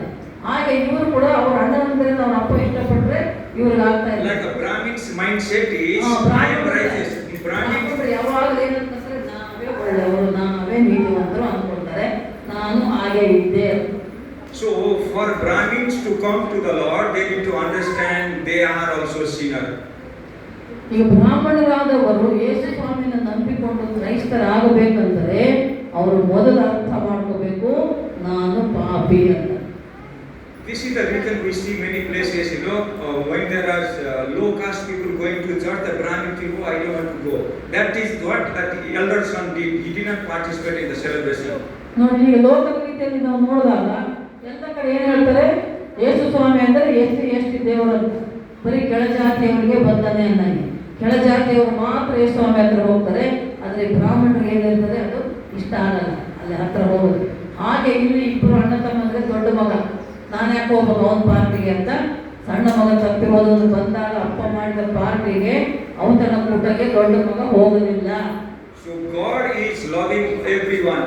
For God's side, no categories. All are children of God. No Brahmins, no low caste, no high caste.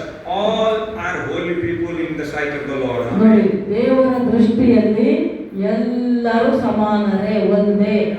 ಕೆಳಜಾತಿ, ಮೇಲ್ಜಾತಿ, ಬಡವರು, ಶ್ರೀಮಂತರು, ಸಣ್ಣವರು, ದೊಡ್ಡವರು, ವಯಸ್ಸು, ಆಸ್ತಿ, ಅಂತಸ್ತು ಯಾವುದು ಲೆಕ್ಕಕ್ಕಿಲ್ಲ. ಎಲ್ಲರೂ ಒಂದೇ ದೇವರ ದೃಷ್ಟಿಯಲ್ಲಿ. Hallelujah.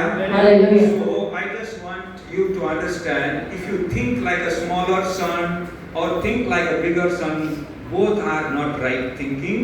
Both has to repent and come to the Father. ಈಗ ನಾವು ನೋಡಿದಂತ ಈ ವಾಕ್ಯ ಭಾಗದಲ್ಲಿ ಇಬ್ಬರು ಅಣ್ಣ ತಮ್ಮಂದರ ಕಥೆ ನೀವೇನು ಕೇಳಿದ್ರಲ್ಲ, ದೊಡ್ಡವನು ಮನೆಯಲ್ಲೇ ಇದ್ದ, ಆದರೂ ತನಗೆ ತಾನೇ ನೀತಿವಂತ ಅಂದುಕೊಂಡು ಅವನು ಪಾಪಿಯಾದ. ಸಣ್ಣವನು ಎಲ್ಲ ಬಿಟ್ಟು ಹೋಗಿ ಕೆಟ್ಟ ಚಟಗಳಲ್ಲಿ ಸಹವಾಸದಲ್ಲಿ ಬಿದ್ದು ಎಲ್ಲ ಕಳ್ಕೊಂಡು ತಪ್ಪಿ ಹೋದವನು ಮತ್ತೆ ಬಂದ, ಆದರೂ ಅವನು ಕೂಡ ಪಾಪಿಯಾಗಿದ್ದ. ನೀವು ಆ ಥರ ಇರಬೇಡ್ರಿ. Because of this sin, they lost everything. ಪಾಪದಿಂದ ಎಲ್ಲವನ್ನ ಕಳೆದುಕೊಳ್ತಾರೆ. So after the forgiveness, restore everything. ಆಮೇಲೆ ನಾವು ಪಶ್ಚಾತ್ತಾಪ ಪಟ್ಟ ಮೇಲೆ ಮತ್ತೆ ನಿಧಾನವಾಗಿ ನಾವೆಲ್ಲವನ್ನು ಹೊಂದಿಕೊಳ್ತೇವೆ ಮಕ್ಕಳೇ. The younger son, he decided when he was searching for the job and when he ate the food that served for the pig. ತಪ್ಪಿ ಹೋದ ಕುಮಾರನು ತಪ್ಪಿ ಹೋಗಿ ತನ್ನ ಆಸ್ತಿ ತಗೊಂಡು ಹೋಗಿ ಎಲ್ಲ ಮಾರಿ ಮಜಾ ಮಾಡಿ ಕಳ್ಕೊಂಡ ಮೇಲೆ ಇರೋಕೆ ಮನೆ ಇಲ್ಲ, ತಿನ್ನೋಕೆ ಊಟ ಇಲ್ಲ. ಅಂತ ಪರಿಸ್ಥಿತಿಯಲ್ಲಿ ಅವನು ಹೋಗಿ ಏನ್ ಮಾಡ್ತಾನೆ? ಒಂದು ಹಂದಿಗಳನ್ನ ಕಾಯುವಲ್ಲಿ ಹೋಗ್ತಾನೆ. ಆ ಹಂದಿಗಳನ್ನು ಇಟ್ಟಂತ ಮನೆಯಲ್ಲಿ ಇರ್ತಾನೆ, ಆ ಒಂದು ಗೋಡೆಯಲ್ಲಿ. ಅಲ್ಲಿ ಯಾವುದೇ ತಿನ್ನೋಕೆ ಏನಿರಲ್ಲ, ಹಂದಿಗಳಿಗೆ ಇಟ್ಟ ಆಹಾರವನ್ನ ಇವನು ತಪ್ಪಿ ಹೋದ ಕುಮಾರನು ತೆಗೆದುಕೊಂಡಿರ್ತಾನೆ. ಅಂತ ಪರಿಸ್ಥಿತಿ ಅವನಿಗೆ ಬರ್ತದೆ. There he understood what is repentance. Complete change of his thinking. He turned to Father. ಅಲ್ಲಿಂದ ಆ ಹಂದಿಯ ಕೋಣೆಯಲ್ಲಿದ್ದು ಹಂದಿಯ ಊಟ ತಿನ್ನುವಾಗ ಅವಾಗ ಅವನ ಮನಸ್ಸಿನಲ್ಲಿ ಪಶ್ಚಾತ್ತಾಪ ಉಂಟಾಗ್ತದೆ. ಅಯ್ಯೋ, ನಮ್ಮಪ್ಪ ಅಷ್ಟು ಶ್ರೀಮಂತ, ನಮ್ಮಷ್ಟೆಲ್ಲ ಆಸ್ತಿ ಇದೆ, ನಮ್ಮ ಅಪ್ಪನ ಹತ್ರ ಕೆಲಸ ಮಾಡೋ ಕೆಲಸಗಾರರಿದ್ದಾರೆ, ಅವರು ಎಷ್ಟು ಚೆನ್ನಾಗಿದ್ದಾರೆ, ನಾನೇ ಇಲ್ಲಿ ಹಂದಿಯಲ್ಲಿ ಹತ್ರ ಬಂದು ಹಂದಿ ಕೂಳ್ತಿಂತ ಇದ್ದೇನಲ್ಲ ಅಂತ ಅವನಿಗೆ ಅವಾಗ ಪಶ್ಚಾತ್ತಾಪ ಉಂಟಾಗ್ತದೆ ಅವನಿಗೆ. When he asked his father, accept me like a worker, he did not say you come like a worker. He accepted him as a son by giving him rings. ಅವನು ಅನ್ಕೊಳ್ತಾನೆ, ಅಲ್ಲಿ ಹಂದಿ ಜೊತೆ ಇದ್ದಾಗ ಏನ್ ಅನ್ಕೊಳ್ತಾನೆ? ಅಯ್ಯೋ, ನಮ್ಮ ಅಪ್ಪನ ಮನೆಯಲ್ಲಿ ಕೆಲಸಗಾರರೇ ಕೆಲಸ ಮಾಡಿ ಚೆನ್ನಾಗಿ ತಿನ್ಕೊಂಡಿದ್ದಾರೆ, ನಾನು ಯಾಕೆ ಇಲ್ಲಿ ಬಂದಿದ್ದೀನಿ, ನಾನು ಹೋಗಿ ನಮ್ಮ ಅಪ್ಪನ ಮನೆಯಲ್ಲಿ ಕೆಲಸಗಾರನಾಗಿ ಆದರೂ ಬದುಕಬೇಕು ಅಂದ್ಕೊಂಡು ಹೋಗ್ತಾನೆ. ಆದರೆ ತಂದೆಯು ತನ್ನ ಮಗನನ್ನು ಕೆಲಸಗಾರನಾಗಿ ನೋಡಲ್ಲ, ಮಗನ ಹಾಗೆ ನೋಡ್ತಾನೆ. He was distant, but his heart became near after repentance. ಅವನು ಬಹಳ ಒಪ್ಪಿಕೊಂಡಿದ್ದ ಸೊಕ್ಕಿನಲ್ಲಿ, ಅಹಂಕಾರದಲ್ಲಿ, ಆದರೆ ತನ್ನ ಪಶ್ಚಾತ್ತಾಪ ಪಟ್ಟ ಮೇಲೆ ಕುಗ್ಗಿದ ಹೃದಯದವನಾಗಿ. ಒಪ್ಪಿಕೊಳ್ಳೋದಂದ್ರೆ ಹೀಗೆ, ಕುಗ್ಗೋದಂದ್ರೆ ಹೀಗೆ, ಅರ್ಥ ಆಯ್ತಾ? ಒಪ್ಪಿದ ಹೃದಯ ಹೋಗಿ ಕುಗ್ಗಿದ ಹೃದಯವಾಯಿತು. The elder son, he was with father, but his heart was distant. ಅವನು ದೊಡ್ಡ ಮಗನು ತಂದೆ ಜೊತೆ ಇದ್ದ, ಆದರೂ ಕೂಡ ಅವನ ಹೃದಯವು ಕುಗ್ಗಿ ಹೋಗಿರಲಿಲ್ಲ, ಸೊಕ್ಕಿನಿಂದ, ಅಹಂಕಾರದಿಂದ ಇತ್ತು. That is the reason God is looking at heart, not the outside. God is looking inside. ದೇವರು ನಿಮ್ಮ ಬಾಹ್ಯ ಏನಂತ ಹೊರಗಿನ ಸೌಂದರ್ಯ ನೋಡಲ್ಲ, ನೀನು ಹೇಗಿದೆಯಾ, ಏನು ಬಟ್ಟೆ ಹಾಕಿದೆ, ಏನು ಒಡವೆ ಹಾಕಿದೆಯಾ ಅಂತ ನೋಡಲ್ಲ. ಅದು ದೇವರು ನೋಡೋದು ನಿನ್ನ ಹೃದಯವನ್ನು, ಮಕ್ಕಳೇ. Hallelujah. Hallelujah. Hallelujah. Now, three kind of people we see in the world now, including Christians. ಈ ಲೋಕದ ರೀತಿಯಲ್ಲಿ 3 ಥರದ ಜನರನ್ನ, ಕ್ರೈಸ್ತರನ್ನು ಸೇರಿಸಿಕೊಂಡು 3 ಥರದ ಜನರನ್ನು ನಾವು ನೋಡ್ತೇವೆ. One kind of people, other people think they are sinner. ಒಂದು ಥರದ ಜನ ಏನಂದ್ರೆ ಬೇರೆಯವರು ಪಾಪಿಗಳು ಅಂತ, ಬೇರೆಯವರನ್ನ ಪಾಪಿಗಳು ಅಂತ ನೋಡ್ತಾರೆ. But another kind of people, they think I am righteous. Oh, he is righteous, he is good person, he is a nice person. ಕೆಲವರು ಏನು ಅನ್ಕೊಳ್ತಾರೆ, ತಾವೇ ನೀತಿವಂತರು, ಒಳ್ಳೆಯವರು ಅನ್ಕೊಳ್ತಾರೆ. ಹಾಗೆ ಅನ್ಕೊಳ್ಳೋದು ಎರಡನೇ ಥರದ್ದು. And third, that is like a Christian we are now. We came from both the kind of background and came to the Lord's presence. Now we are righteous in Christ. ಆ ಎರಡೂ ಭಾವನೆ ಇದ್ದಂಥವರು ಕ್ರೈಸ್ತ ಯೇಸಪ್ಪನ ನಂಬಿಕೊಂಡು ಬಂದಾಗ, ಅಂದ್ರೆ ಪಾಪ ಮಾಡುವವರು, ಪಾಪಿಗಳಾಗಿದ್ದವರು, ಒಳ್ಳೆಯವರಾಗಿದ್ದವರು, ಅವರೆಲ್ಲರೂ ಕೂಡ ಯೇಸುವನ್ನು ನಂಬಿಕೊಂಡು ಬಂದಾಗ ಅವರು ತಮ್ಮ ನಡೆನುಡಿಯನ್ನ ಬದಲಾಯಿಸಿಕೊಂಡವರಾಗಿದ್ದಾರೆ. We are not like elder brother or younger brother. Now we are, righteous in Christ. ನಾವು ದೊಡ್ಡ ಮಗನಾಗಿ ಇರೋದು ಬೇಡ, ಸಣ್ಣ ಮಗನಾಗಿ ಇರೋದು ಬೇಡ, ನೀತಿವಂತರಾಗಿರೋಣ. Hallelujah. Hallelujah. Our background may be like any one of that, but now is we are righteous in Christ. ನಮ್ಮ ಹಿಂದಿನ ಜೀವನ ನಾವೇನೇನೋ ಎಷ್ಟೋ ಪಾಪ, ಹೊಟ್ಟೆ ಕಿಚ್ಚು, ಅಸೂಯೆ, ದ್ವೇಷ ಎಲ್ಲ ಇದ್ದಿರಬಹುದು. ಆದರೆ ಯೇಸು ಸ್ವಾಮಿನ ನಂಬಿ ಯೇಸಪ್ಪನ ಮಕ್ಕಳಾದ ಮೇಲೆ ನಾವು ಎಲ್ಲರನ್ನ ಕ್ಷಮಿಸಿ ಪ್ರೀತಿಸುವವರಾಗಿ ನೀತಿವಂತರಾಗಿರಬೇಕು. Hallelujah. Hallelujah. We all are children of God and the family of God. We are one in Christ. ನಾವೆಲ್ಲರೂ ಯೇಸಪ್ಪನ ಮಕ್ಕಳು, ನಾವೆಲ್ಲರೂ ಯೇಸಪ್ಪನ ದೃಷ್ಟಿಯಲ್ಲಿ ಒಂದೇ. ನಾವು ಹೇಳ್ತಾ ಇರ್ತೇವಲ್ಲ, ಯೇಸಪ್ಪನ ರಕ್ತದಲ್ಲಿ ತೊಳೆಯಲ್ಪಟ್ಟ ಯೇಸುವಿನ ರಕ್ತ ಸಂಬಂಧಿಗಳು, ನಾವೆಲ್ಲರೂ ಒಂದೇ. Amen. I just want to do exercise, that one 3-point exercise. Exercise ಮಾಡನ. ಒಂದು ಎಕ್ಸರ್ಸೈಸ್ ಮಾಡ್ತಾರೆ, ಅಯ್ಯ ಒಂದು ಮಾತು ತೋರಿಸ್ತಾರೆ, ಆ ಥರ ಮಾಡಿ. Do like this. ಹಿಂಗೆ ಮಾಡಿ. ಬೇರೆಯವರ ಪ್ರೀತಿ ಇಷ್ಟೇ. Others love only this much. ಎಲ್ಲ ಬೇರೆಯವರ ಜನರ ಪ್ರೀತಿ ಇಷ್ಟೇ. Family love this much. ಕುಟುಂಬದ ಪ್ರೀತಿ ಇಷ್ಟು. ಅಂದ್ರೆ not bigger than this. This is maximum love that is ಇಷ್ಟೇ. given. ಇದು ನಿನ್ನ ನಾವು ದೊಡ್ಡದು ಮಾಡಕ್ ಹೋದ್ರೆ ಕೈ ನೋಯ್ತದೆ ಅಲ್ವಾ? ಎಷ್ಟು ಬೇಕೋ ಅಷ್ಟೇ ಇದೆ, ಸಾಗೋದು. ಇದಿಷ್ಟು ಕುಟುಂಬದ ಪ್ರೀತಿ, ಇಷ್ಟು ಬೇರೆ ಜನರ ಪ್ರೀತಿ, ಇಷ್ಟು ಕುಟುಂಬದ ಪ್ರೀತಿ. This much is God's love. ಇದಿಷ್ಟು ದೊಡ್ಡದಾದ Hallelujah. ಕ್ರಿಸ್ತನ ಪ್ರೀತಿ Hallelujah. ಆಳವಾಗಿದೆ. So family also need God's love. Other people also need God's love. So we all need God's love. His love is so big. ನೋಡಿ, ಬೇರೆಯವರಿಗೂ ಕ್ರಿಸ್ತನ ಪ್ರೀತಿ ಬೇಕು, ನಮಗೂ ಕ್ರಿಸ್ತನ ಪ್ರೀತಿ ಬೇಕು, ನಮ್ಮ ಕುಟುಂಬಕ್ಕೂ ಕ್ರಿಸ್ತನ ಪ್ರೀತಿ ಬೇಕು, ನಮಗೆಲ್ಲರಿಗೂ ಬಹಳವಾದಂತ ಕ್ರಿಸ್ತನ ಪ್ರೀತಿ ಬೇಕು. Hallelujah. Hallelujah. Let once again sing that Kannada song. Actually, that song already gave the message that actually what I say now. ಹೃದಯದ ತುಂಬ ನಿನ್ನ ಜ್ಞಾಪಕ, ಅದನ್ನು ಬಿಟ್ಟರೆ ಬೇರೆ ಇಲ್ಲಪ್ಪ. ಲೋಕವೆಲ್ಲ ಹುಡುಕಿ ನಾ ಬಂದೆ, ಎಲ್ಲೂ ಸಿಗಲಿಲ್ಲ ನಿನ್ನಂತ ತಂದೆ.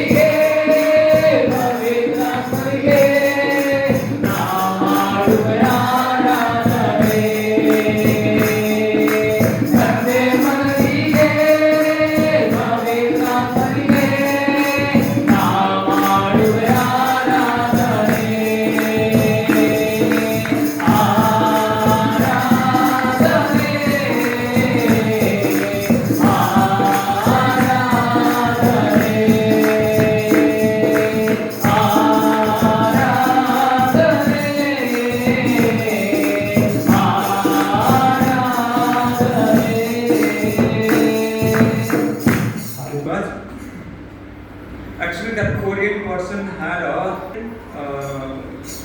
taekwondo in a different class, mine was different class, and he was angry with my teacher, so he could not fight with local person, so he got opportunity to beat me, so that he thought he has taken revenge for local teacher of the different one. ನೀವು ಅಯ್ಯ ಹೇಳ್ತಾ ಇದ್ರಲ್ಲ ಅವ್ರ teacher ಬಗ್ಗೆ, ಗುಂಪು ಕಲಿಸುವಂತ teacher ಒಬ್ಬರು ಬೆಂಗಳೂರಿನವರು, ಒಬ್ಬರು ಫಾರಿನವರು, Korea ದೇಶದವರು.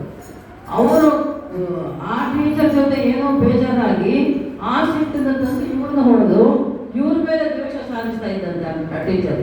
So I was a new believer, so I was thinking I will if I have shared with my teacher, no, he would have finished him. ಹೊಸದಾಗಿ ದೇವಸ್ಥಾನ ನಂಬಿಕೊಂಡು ಬಂದಿದ್ದಾರೆ, ಇನ್ನು ಹೊಸ ವಿಶ್ವಾಸಿ ಅಯ್ಯವರು, ಸೋಮಯ್ಯ ಅವರು. ಆದ್ರೆ ಅಲ್ಲೇ ಏನ್ ಮಾಡಿದ ಅಂತ ಹೊಡೆದು ಬಿಟ್ಟ. ಇವ್ರು ಬೇರೆಯವ್ರು ಹೇಳ್ತಾ ಇದ್ರೆ ನೀನು ಕೂಡ ಹೋಗಿ ಹೊಡೆಯಲ್ಲ. So that time I was working in ice cream shop. I was selling ice cream. ಒಂದು ಐಸ್ ಕ್ರೀಮ್ ಶಾಪ್ ಅಲ್ಲಿ ಕೆಲಸ ಮಾಡ್ತಾ ಇರುವಾಗ That time my master was together with me. That time he came to buy ice cream. ಇವರು ಅವ್ರ master ಜೊತೆ ಇದ್ದಾಗ ಇನ್ನೊಬ್ಬ ಮಾಸ್ಟರ್ ಜೊತೆ ಆತ ಐಸ್ ಕ್ರೀಮ್ ಕೊಂಡ್ಕೊಳಕ್ ಬಂದಂತೆ ಯಾರೋ ಹೊಡೆದಾತ. That time the cool drinks 1 liter bottle was glass bottle. ಅವಾಗೆಲ್ಲ 1 ಲೀಟರ್ ಬಾಟ್ಲು ಗ್ಲಾಸ್ ಅಲ್ಲಿ ಬರ್ತಾ ಇದ್ದ, ಈ ಪ್ಲಾಸ್ಟಿಕ್ ಬಾಟ್ಲ್ ಅಲ್ಲ, ಗಾಜಿನ ಬಾಟ್ಲು ಬರ್ತಾ ಇದ್ದಂತೆ ಅವಾಗ. That time my master said, my teacher said, he the one, he bet you know, you close both the shutter, I will put this bottle in his stomach, he said. Bottle ಕೊಂಡ್ಕೊಳ್ಳಕ್ಕೆ ಅಂತ ಬಂದಾಗ ಆ ಗಾಜಿನ juice bottle ಐತಲ್ಲ, ಆ ಬಾಟ್ಲಿನ ಹೊಡೆದು ಹೋಗಿ ಅವನು ಚುಚ್ಚ ಅಂತ ಹೇಳಿದ್ರಂತೆ ಅವರಿಗೆ. He told that he is going to revenge. ಓ ಹೊಡೆದವ್ರ ಅವರೇ ಹೊಡೆದಿ ಅಂತ ನನಗೆ ಕೇಳಿದ್ರೆ ಬೇಡ. ಹೊಡೆದ ಮಾಸ್ಟ್ರ ಬೇರೆ ಮಾಸ್ಟ್ರ? ಇವ್ರ ಮಾಸ್ಟರ್ ಏನ್ ಹೇಳಿದ್ರಂತೆ, ಆ ಗಾಜಿನ ಬಾಟ್ಲಿ ಜ್ಯೂಸ್ ಬಾಟ್ಲಿ ತಗೊಂಡೋಗಿ ಹೊಡೆದಾಗ ಚುಚ್ಚಿ ಬಿಡು ಅಂತ ಹೇಳಿದ್ರಂತೆ. ಹೋಗ್ಬಿಟ್ಟು ನಾನು ಓಡ್ಬಿಡ್ತೀನಿ ಅಂತ ಅವ್ರು ಹೇಳಿದ್ರು. ಓಕೆ, ನಾನು ಬೇಡ ಅವ್ರ ಹೊಡಿತೀನಂದ್ರ ಇವ್ರು ಇನ್ನೊಬ್ಬ ಮಾಸ್ಟ್ರು ಹೊಡೆದ ಮಾಸ್ಟರ್ ಹೋಗಿ ಗಾಜಿನ ಬಾಟ್ಲಿಂದ ಚುಚ್ಚುತ್ತೀನಿ ಅಂದ್ರಂತೆ. ಸೊ ಇವ್ರು ಬೇಡ ಅಂದ್ರಂತೆ, ಹೊಡ್ಸ್ಕೊಂಡವ್ರು ಇವರು. how that thought comes? God given love, forgiving. Otherwise, if it is punishment, if we take revenge, I will be so happy. But one thought comes to take revenge, but God's thought says forgive. ನಾವು ಸೇಡು ತೀರ್ಸ್ಕೊಳ್ಬೋದು, ಹೊಡೆದು, ಆದ್ರೆ ಅದು ದೇವರಿಗೆ ಇಷ್ಟ ಆಗಲ್ಲ. ದೇವರ ಪ್ರೀತಿ ಇದ್ದವರು ನಾವು ಕ್ಷಮಿಸಬೇಕು. ದೇವರಿಗೆ ಇಷ್ಟ ಆಗೋದೇನು? ಪ್ರೀತಿಸೋದು, ಕ್ಷಮಿಸೋದು. ಆತ ನಮ್ಮನ್ನು ಪ್ರೀತಿಸಿದ್ದಾನೆ, ಆತ ನಮ್ಮನ್ನು ಕ್ಷಮಿಸಿದ್ದಾನೆ. ನಾವು ಕೂಡ ಇನ್ನೊಬ್ಬರು ನಮಗೆ ಹೊಡೆದ್ರು ಬಡಿದ್ರು ಯಾರೇನೇ ಮಾಡಿದ್ರು ಕೂಡ ಅವ್ರ ಮೇಲೆ ಸೇಡು ತೀರಿಸ್ಕೊಳಕ್ ಹೋಗ್ಬಾರ್ದು. ಅವರನ್ನು ನಾವು ಪ್ರೀತಿಸಬೇಕು, ಅವರನ್ನು ಕ್ಷಮಿಸಬೇಕು. So after 12 years, I go to Bible college, finding him there. You know how it will be if I have taken the revenge? It will be difficult for me to study.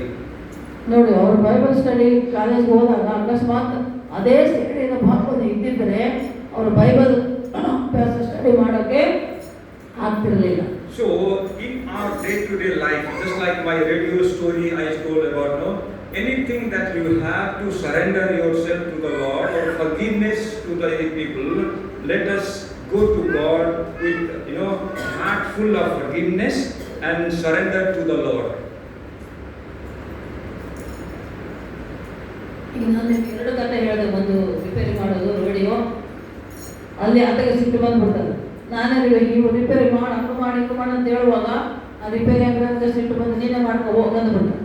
ಅವಾಗ ಆತ ಅಂದಾಗ ನಾನೇನಾದರೂ ಅದ್ರ ಮೇಲೆ seed ಇಟ್ಕೊಂಡಿದ್ರೆ, ಮತ್ತು ಈ teacher ಕುಂಪು teacher ಕಲಿಸೋ teacher ಕೂಡ ಆತ ಹೊಡೆದ ಮೇಲೆ ಇದ್ದು ನನ್ನ ಹೊಡೆದ್ನಲ್ಲ, ನಾನು ಅದನ್ನು ಹೊಡಿಬೇಕು ಅನ್ನೋ ಸೇಡು ನನ್ನಲ್ಲಿ ಇದ್ದಿದ್ರೆ ನಾನು ಬೈಬಲ್ ಸ್ಟಡಿ ಮಾಡಿ ಪಾಸ್ ಆಗ್ತಿರಲಿಲ್ಲ. In your life also, if there is anything like this, surrender to Lord, forgive people. 2 things, then you will be free, life will be free. ಈ ತರ ನಿಮ್ಮ ಜೀವನದಲ್ಲಿ ಏನಾದರೂ ಆಗಿದ್ರೆ, ಯಾರಾದರೂ ನಿಮ್ಗೆ ಏನಾದರೂ ಅಂದಿದ್ರೆ, ಮಾಡಿದ್ರೆ, ಹೊಡೆದಿದ್ರೆ, ಬೈದಿದ್ರೆ, ಜಗಳ ಆಡಿದ್ರೆ, ಇದನ್ನು ನೀವೇನು ಮಾಡಬೇಕು? ಅಲ್ಲಿಗೆ ಬಿಟ್ಟು ಬಿಡಬೇಕು. ಅದನ್ನ ಸೇಡು ದ್ವೇಷ ಇಟ್ಟುಕೊಂಡು ಮತ್ತೆ ತಿರ್ಗಾ ಹೋಗಿ ಅವ್ರನ್ನ ಹೊಡೆಯೋದು ಬೈಯೋದು ಮಾಡಬಾರ್ದು. ಹಾಗಿದ್ರೆ ನಾವು ಸಮಾಧಾನವಾಗಿ ಜೀವಿಸೋದಕ್ಕೆ ಆಗಲ್ಲ. ಪ್ರೀತಿಸೋದು, ಕ್ಷಮಿಸೋದು 2 ಗುಣ ಇರಲೇಬೇಕು. Our human thinking will ask to revenge, but God's thinking will help us to forgive. ಲೋಕದ ರೀತಿಯಲ್ಲಿ ನಮ್ಗೇನು ಕಲಿಸ್ತದೆ, ಹೊಡೆದವ್ರನ್ನ ಹೊಡೆದೆ ನೋಡೋಣ ಅಂತ ಹೊಡೆಯೋದನ್ನೇ ಕಲಿಸ್ತದೆ ಹೊರತು, ಆದರೆ ನಮ್ಮ ದೇವರ ವಾಕ್ಯ ನಮ್ಗೆ ಏನು ಹೇಳ್ತದೆ? ಸತ್ಯವೇದ ವಾಕ್ಯದಲ್ಲಿ ಹೇಳೋದು ಏಸಪ್ಪ, ಪ್ರೀತಿಸಿರಿ, ಕ್ಷಮಿಸಿರಿ ನಿಮಗೆ ತಪ್ಪು ಮಾಡಿದವರನ್ನ. One day in that SABC Bible College chapel, one of the preacher, he told that same Korean person who was studying there, he said, you stand up there, you think you are doing ministry, you need to repent and turn to the Lord and do the ministry rightly. In front of my eyes, somebody, told like that. ನೋಡಿ, ಅವ್ರೇನಿದ್ರಲ್ಲ ಅವರು ಇವರಿಬ್ಬರು ತಾನೇ Bible ಕಾಲೇಜಲ್ಲಿ ಇದ್ದಿದ್ದು. ಅವರು Bible study ಮಾಡಕ್ಕೆ ಹೋಗಿದ್ದಾರೆ, ಇವರು ಬೈಬಲ್ ಸ್ಟಡಿ ಮಾಡಕ್ಕೆ ಹೋಗಿದ್ದಾರೆ. ಅಲ್ಲಿ ಬೈಬಲ್ ಕಾಲೇಜಲ್ಲಿ ಒಂದು ಚರ್ಚ್ ಇರ್ತದೆ, ಅದೊಂದು ಚಾಪೆಲ್ ಅಂತಾರೆ, ಸಣ್ಣ ಚರ್ಚ್ಗಳು ಇಟ್ಟಿರ್ತಾರೆ. ವಿದ್ಯಾರ್ಥಿಗಳು ಕೂಡ ಆರಾಧನೆ ಮಾಡ್ಕೊಳ್ಳೋದಕ್ಕೆ ಒಂದು ಚರ್ಚ್ ಇರ್ತದೆ ಅಲ್ಲಿ ಒಳಗಡೆ, ಬೈಬಲ್ ಕಾಲೇಜ್ ಒಳಗಡೆ. ಅಲ್ಲಿ ಒಂದು ದಿನ ಆ ಕಾಲೇಜ್ ಇವರು ಅವರು ಎಲ್ಲರೂ ಸೇರಿ ಆರಾಧನೆಗೆ ಹೋದಾಗ ಅಲ್ಲಿ ವಾಕ್ಯ ಹೇಳುವಂಥ ಸೇವಕರು ಅವರು ಯಾರು ಕೊಡ್ತಿದ್ರಲ್ಲ ಅವ್ರು ನೆನೆಸಿ ನೋಡಪ್ಪ, ನೀನು ಸರಿಯಾಗಿರಬೇಕು, ಪಶ್ಚಾತ್ತಾಪ ಪಟ್ಟುಕೊಂಡು ದೇವರ ವಾಕ್ಯ ಕಲಿತು ಸರಿಯಾಗಿ ದೇವರ ಸೇವೆ ಮಾಡಬೇಕು ಅಂತ ಎಲ್ಲರಿಗೂ ಬೈದು ಹೇಳಿದ್ರಂತೆ. ಅಂದ್ರೆ ಅವನಿಗೆ ಎಷ್ಟು ಸೊಕ್ಕಿರಬೇಕು. But I never told my story, but God led that preacher to tell that story. ಇವರಿಗೆ ಅವ್ರು ಏನೇನು ಮಾಡಿರೋದನ್ನ ಇವ್ರು ಯಾರಿಗೂ ಹೇಳಿಲ್ಲ, ಆದ್ರೆ ದೇವರೇ ಅವನನ್ನು ಸರಿಪಡಿಸೋದಕ್ಕೆ ಸೇವಕರ ಮುಖಾಂತರ ಹೇಳಿದ್ದಾರೆ. So God will not punish immediately to finish the person, but God will give time to repent and change. ನಾವು ತಪ್ಪು ಮಾಡಿದಾಗ ತಕ್ಷಣ ದೇವರು ನಮಗೆ ಶಿಕ್ಷೆ ಕೊಡಲ್ಲ ಮಕ್ಕಳು, ಸಮಯ ಕೊಡ್ತಾನೆ. ಯಾವುದಕ್ಕೆ? ಪಶ್ಚಾತ್ತಾಪ ಪಟ್ಟು ಮತ್ತೆ ನಾವು ದೇವರ ಹತ್ತಿರ ಬಂದು ದೇವರ ಮಗನಾಗಿ ದೇವರ ಮಗಳಾಗಿ ಇರೋದಕ್ಕೆ ದೇವರು ಸಮಯವನ್ನು ಕೊಡುತ್ತಾನೆ.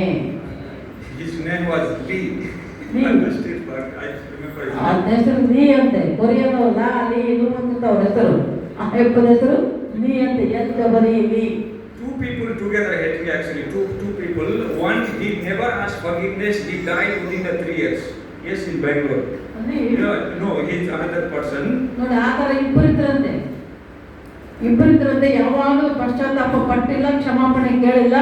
ಒಬ್ಬಂತ 3 ವರ್ಷದೊಳಗೆ ಅಲ್ಲೇ ಬೆಂಗಳೂರಲ್ಲೇ ಸತ್ತೋಗ್ಬಿಟ್ಟಾರೆ. Then I did not know. He told that he never asked forgiveness. This fellow asked forgiveness. I also gave forgive, but still he also repented. ಆತನು ಒಬ್ಬನು ಕ್ಷಮಾಪಣೆ ಕೇಳಿಲ್ಲ, ಪಶ್ಚಾತ್ತಾಪ ಪಟ್ಟಿಲ್ಲ, ಸತ್ತೋಗ್ಬಿಟ್ಟ. ಆದರೆ ಈ ಇಲಿಯನ ಆತನು ಕೂಡ ಇನ್ನೂ ಕೂಡ ಪಶ್ಚಾತ್ತಾಪ ಪಟ್ಟಿಲ್ಲ, ಆದರೆ ಇನ್ನೂ ಇದ್ದಾನೆ. So we should not ask God to punish, but God will do what He has to do. ನಾವು ನೋಡಿ, ನಮಗೆ ತಪ್ಪು ಮಾಡಿದವರನ್ನ ಅಪ್ಪ ಏಸಪ್ಪ ನೀನು ಶಿಕ್ಷೆ ಕೊಡೋವರಿಗೆ ಅಂತ ನಾವು ಹೇಳಬೇಕಾಗಿಲ್ಲ. ದೇವರ ಸಮಯದಲ್ಲಿ ಯಾರಿಗೆ ಏನು ಮಾಡಬೇಕೋ ದೇವರೇ ಮಾಡುತ್ತಾನೆ. ಅವರವರ ಕ್ರಿಯೆಗಳಿಗೆ ತಕ್ಕ ಪ್ರತಿಫಲ ದೇವರೇ ಕೊಡ್ತಾನೆ ಮಕ್ಕಳೇ. ನಾವೇನು ಮಾಡಬೇಕಾಗಿಲ್ಲ. ನಮ್ದವ್ರು ಬೈದರು ಅಂತ ಬೈಬೇಕಾಗಿಲ್ಲ, ಹೊಡೆದ್ರು ಅಂತ ಹೊಡಿಬೇಕಾಗಿಲ್ಲ, ಮೋಸ ಮಾಡಿದ್ರು ಅಂತ ನಾವು ಮೋಸ ಮಾಡಬೇಕಾಗಿಲ್ಲ, ದ್ರೋಹ ಮಾಡಿದ್ರು ನಾವು ದ್ರೋಹ ಮಾಡಬೇಕಾಗಿಲ್ಲ, ಅನ್ಯಾಯ ಮಾಡಿದ್ರೆ ನಾವು ಅನ್ಯಾಯ ಮಾಡಬೇಕಾಗಿಲ್ಲ. ಅದಕ್ಕೆ ತಕ್ಕ ಪ್ರತಿಫಲ ದೇವರು ತಕ್ಕ ಸಮಯದಲ್ಲಿ ಕೊಡುವವನಾಗಿದ್ದಾನೆ. ನಾವು ಎಲ್ಲರೂ ನಿಂತ್ಕೊಳ್ಳಿ. ದೇವರಲ್ಲಿ ನಾವು ಪಶ್ಚಾತ್ತಾಪ ಪಟ್ಟು ಕ್ಷಮ ಎಲ್ಲರೂ ಕೂಡ ಶುದ್ಧ ಮನಸ್ಸು ಶುದ್ಧ ಹೃದಯವನ್ನು ಹೊಂದಿರಬೇಕು. ನಮ್ಮ ಜೀವನದ ಪ್ರತಿ ವಿಷಯದಲ್ಲಿ ಪ್ರತಿ ಸಮಯದಲ್ಲಿ ನಾವು ದೇವರಲ್ಲಿ ಪ್ರೀತಿಯಿಂದ ಪ್ರಾರ್ಥನೆಯಿಂದ ಕ್ಷಮಿಸುವ ಗುಣವನ್ನು ಹೊಂದಿಕೊಂಡು ಇರಬೇಕು.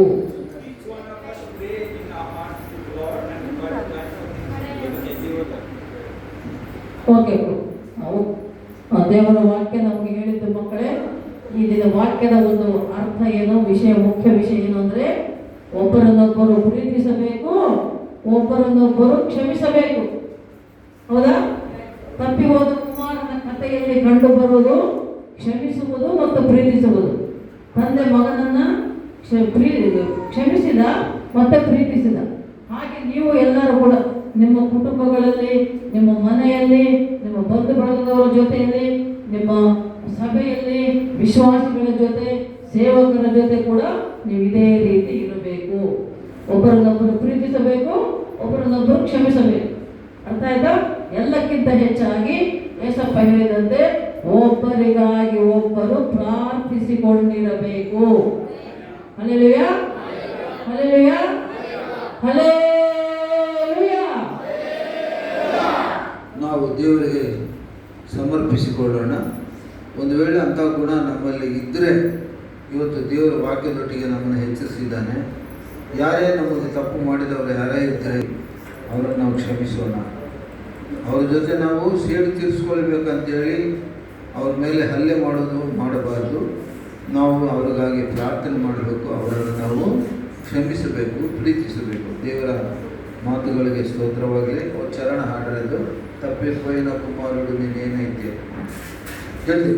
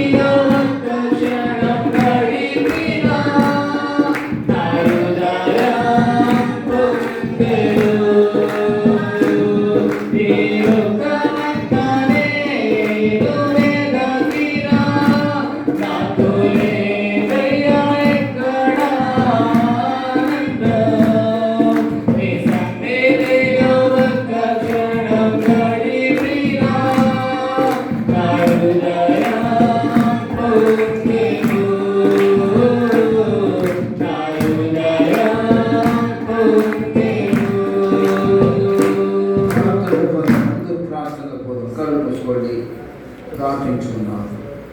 వాక్యం నీలో నాలో ఫలించాల. ವಾಕ್ಯದಂತೆ ನಾವು ನಡೆಯಬೇಕು. ಒಂದು ವೇಳೆ ನಿನ್ನ ಹೃದಯದಲ್ಲಿ ಅಂತ ಸ್ಥಿತಿ ಇರುವುದಾದರೆ ದೇವರಿಗೆ ಒಪ್ಪಿಸಿಕೊಡು. ನೀನು ದೇವರಿಗೆ ಒಪ್ಪಿಸಿಕೊಡು. ದೇವರ ಸನ್ನಿಧಿಗೆ ಬಾ. ದೇವರ ಸನ್ನಿಧಿಯಲ್ಲಿ ಪ್ರಾರ್ಥಿಸ್ಕೊ. ದೇವ ನನಗೆ ಶಾಂತಿ ಕೊಡು, ಸಮಾಧಾನ ಕೊಡು, ನನಗೆ ಸೈರಣೆ ಕೊಡು, ನನ್ನ ಸಹನೆ ಕೊಡು, ನನಗೆ ದೀನತ್ವ ಕೊಡು ಅಂತೇಳಿ ದೇವರನ್ನು ಕೇಳು. ದೇವರು ಕೊಡುವನಾಗಿದ್ದು ನಮ್ಮೆಲ್ಲರಿಗೂ ವಾಕ್ಯ, ನನಗೆ ನಿಮಗೆ ನಮ್ಮೆಲ್ಲರಿಗೂ ವಾಕ್ಯ ಇವತ್ತು ದೇವರ ವಾಕ್ಯದಿಂದ ನಾವು ಬಲಪಡಿಸಿದ್ದಕ್ಕಾಗಿ ಸ್ತೋತ್ರ. ಮೇಲಾಗಿ ವಿಶೇಷವಾಗಿ ಈ ವಾಕ್ಯ ಶಂಕರ್ಗೆ, ಯಾಕಂದ್ರೆ ಬೈಬಲ್ ಸ್ಕೂಲ್ಗೆ ಹೋಗ್ತಾ ಇದ್ದಾನೆ, ತೊಂದರೆ ಕೊಡಬಹುದು, ಜಗಳ ಆಗ್ಬೋದು, ಹೊಡಿಬಹುದು. ಆದರೆ ಅಲ್ಲಿ ಜಗಳ ತಂಟೆ ತಗಾದಗಳನ್ನು ಮಾಡಬಾರದು.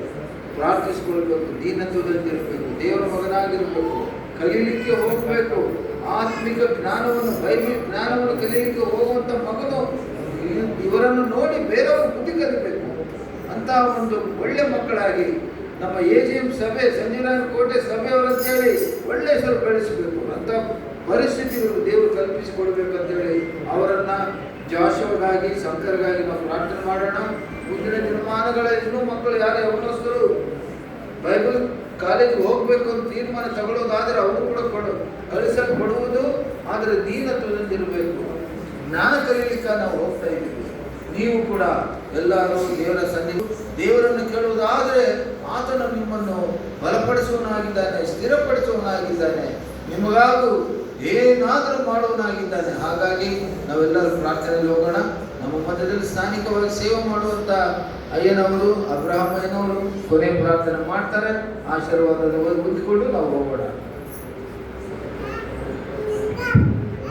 ಎಲ್ಲರೂ ಪ್ರಾರ್ಥನೆ ಮಾಡಿಕೊಳ್ಳೋಣ. ಈ ಸಮಯದಲ್ಲಿ ಉದಯ ಕಾಲದಿಂದ ಎಲ್ಲರಿಗೆ ದೇವರು ಮಾಡಿರುವ ಉಪಕಾರಗಳಿಗಾಗಿ ಕೃತಜ್ಞತೆಯನ್ನು ಸಲ್ಲಿಸುತ್ತಾ ಹಾಲೆಲೂಯಾ ಹಾಲೆಲೂಯಾ ಹಾಲೆಲೂಯಾ ಹಾಲೆಲೂಯಾ.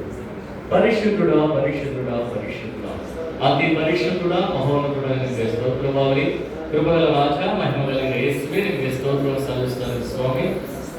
ಇಲ್ಲಿಯವರೆಗೆ ಸ್ವಾಮಿ ಎಂದು ಪುನರುತ್ಥಾನದ ಆರಾಧನೆಯಲ್ಲಿ ಇಗೋ ಉದಯ ಕಾಲದಿಂದ ಹಿಡಿದು ಇಲ್ಲಿಯವರೆಗೆ ದೇವ ಆರಂಭ ಪ್ರಾರ್ಥನೆಯಿಂದ ಹಿಡಿದು ಪ್ರಭಾ ಹಾಡುಗಳ ಮೂಲಕವಾಗಿ, ಆರಾಧನೆ ಮೂಲಕವಾಗಿ, ಕೀರ್ತನೆ ಮೂಲಕವಾಗಿ, ಸಾಕ್ಷಿಗಳ ಮೂಲಕವಾಗಿ, ಇದು ವಾಕ್ಯದ ಮೂಲಕವಾಗಿ, ಪ್ರಕಟಣೆ ಮೂಲಕವಾಗಿ ದೇವ ನಮ್ಮ ಸಂಗಡದಲ್ಲಿದ್ದು ನಡೆಸಿಕೊಟ್ಟಿದ್ದಕ್ಕಾಗಿ ಕೃತಜ್ಞತೆಗಳನ್ನು ಸಲ್ಲಿಸ್ತಾ ಇದ್ದೀನಿ.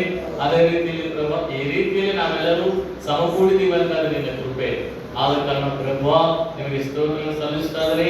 ಇದಿಗೋ ಅದೇ ರೀತಿಯಲ್ಲಿ ಈ ಒಂದು ಆಲಯವನ್ನು ನಮ್ಮ ಊರಿಗೆ ಕೊಟ್ಟಿದ್ದಕ್ಕಾಗಿ ಕೃತಜ್ಞತೆಗಳನ್ನು ಸಲ್ಲಿಸ್ತಾ ಇದ್ದೀನಿ. ಇದಿಗೋ ನಿನ್ನ ಪ್ರಿಯ ಮಕ್ಕಳ ಇದಿಗೋ ನೀವು ಆರಿಸಿಕೊಂಡು ಆ ಮಕ್ಕಳಿಗೆ ನಿನ್ನ ದರ್ಶನವನ್ನು ದಯಪಾಲಿಸಿ ಇದಿಗೋ ಸಚಿವರಾಯ ಕೊಟ್ಟು ಊರು ಹೇಳಿ ಪ್ರಭಾ ಪ್ರಿಯ ಮಕ್ಕಳನ್ನು ನಮ್ಮ ಮನೆಗೆ ನಡೆಸಿಕೊಡಿದ್ದಕ್ಕಾಗಿ ನಿಮಗೆ ಕೋಟಿ ಕೋಟಿ ಕೃತಜ್ಞತೆಗಳನ್ನು ಸಲ್ಲಿಸ್ತಾ ಇದ್ದೀನಿ. ಅದೇ ರೀತಿಯಲ್ಲಿ ಪ್ರಭಾ ಈ ರೀತಿ ನಾವು ಕುಳಿತುಕೊಂಡು ಆರಾಧಿಸ್ತಿರುವ ಈ ಮಂದಿರವನ್ನು ತೊಳೆದಂತ ಮಕ್ಕಳನ್ನು ಸಹ ನಿಮ್ಮ ಕೈಗೆ ಒಪ್ಪಿಸ್ತಾ ಇದ್ದೀವಿ. ಎಲ್ಲಾ ರೀತಿಯಿಂದ ಸ್ವಾಮಿ ಹಾಡು ಹಾಡಿದವರನ್ನು, ವಾದ್ಯ ಬಾರಿಸಿದವರನ್ನು, ವಾಕ್ಯ ಹೇಳಿದವರನ್ನು, ವಾಕ್ಯ ಓದಿದವರನ್ನು, ಕೀರ್ತನೆ ಓದಿದವರನ್ನು, ಸಾಕ್ಷಿ ಹೇಳಿದವರನ್ನು, ಕಾಣಿಕೆ ಹಾಕಿದವರನ್ನು, ಸಮಸ್ತ ಪ್ರಜೆಗಳನ್ನು ನಿಮ್ಮ ಕೈಗೆ ಒಪ್ಪಿಸ್ತಾ ಇದ್ದೀವಿ.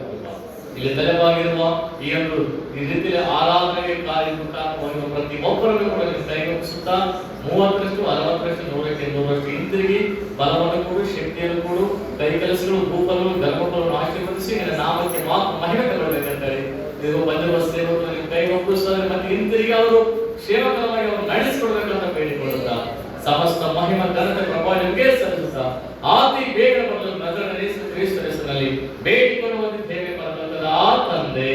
Amen amen amen. ಪರಲೋಕದಲ್ಲಿರುವ ನಮ್ಮ ತಂದೆಯೇ, ನಿಮ್ಮ ರಾಜ್ಯವು ಬರಲಿ, ನಿಮ್ಮ ಚಿತ್ತವು ಪರಲೋಕದಲ್ಲಿ ನೆರವೇರುವ ಪ್ರಕಾರ ಭೂಲೋಕದಲ್ಲಿ ನೆರವೇರಲಿ. ನಮ್ಮ ಅನುದಿನದ ಆಹಾರ ಇವತ್ತು ದಯಪಾಲಿಸು. ನಮಗೆ ತಪ್ಪು ಮಾಡಿದರೆ ನಾವು ಶಿಕ್ಷಿಸಿ ನಮ್ಮ ತಪ್ಪುಗಳನ್ನು ಕ್ಷಮಿಸು. ನಮ್ಮನ್ನು ಶೋಧನೆಗಳಿಗೆ ಸೇರಿಸದೆ ಕೇಳಿನಿಂದ ತಪ್ಪಿಸು. ಏಕೆಂದರೆ ರಾಜ್ಯವು ಬಲವು ಮಹಿಮೆಯು ಸದಾ ಕಾಲದಿಂದವೇ. Amen amen. ನಮ್ಮ ತಂದೆಯಾದ ದೇವರ ಪ್ರೀತಿ, ಯೇಸು ಕ್ರಿಸ್ತನ ಕೃಪೆಯು, ಪರಿಶುದ್ಧಾತ್ಮ ದೇವರ ಸಹವಾಸವು, ಸಹಾಯವು, ಅನ್ಯೋನ್ಯತೆಯು ಸಕಲ ಪರಿಶುದ್ಧರೊಂದಿಗೂ, ಸಭೆಯೊಂದಿಗೂ, ಈ ಗ್ರಾಮದ ಜನತೆಯೊಂದಿಗೂ, ಸೇರಿ ಬಂದಿರುವ ನಮ್ಮೆಲ್ಲರೊಂದಿಗೂ, ವಿಶೇಷವಾಗಿ ನೇಪಾಳ ದೇಶದಿಂದ 5 ದಿನಗಳು ಪ್ರಯಾಣ ಮಾಡಿ ಬಂದಿರುವಂತಹ ದೈವಜನರು ಅಯ್ಯ ಸೋಮ್ ಪ್ರಸಾದ್ ರಿಜಾಲ್, ಜೆಸ್ಸಿಯಮ್ಮ ರಿಜಾಲ್ ಅವರು, ಅವರ ಕುಟುಂಬ, ಅವರ ಸಂತಾನದೊಂದಿಗೆ ಈಗಲೂ ಯಾವಾಗಲೂ ಸದಾ ಕಾಲ ನೆಲೆಯಾಗಿರಲಿ. ಆಮೆನ್.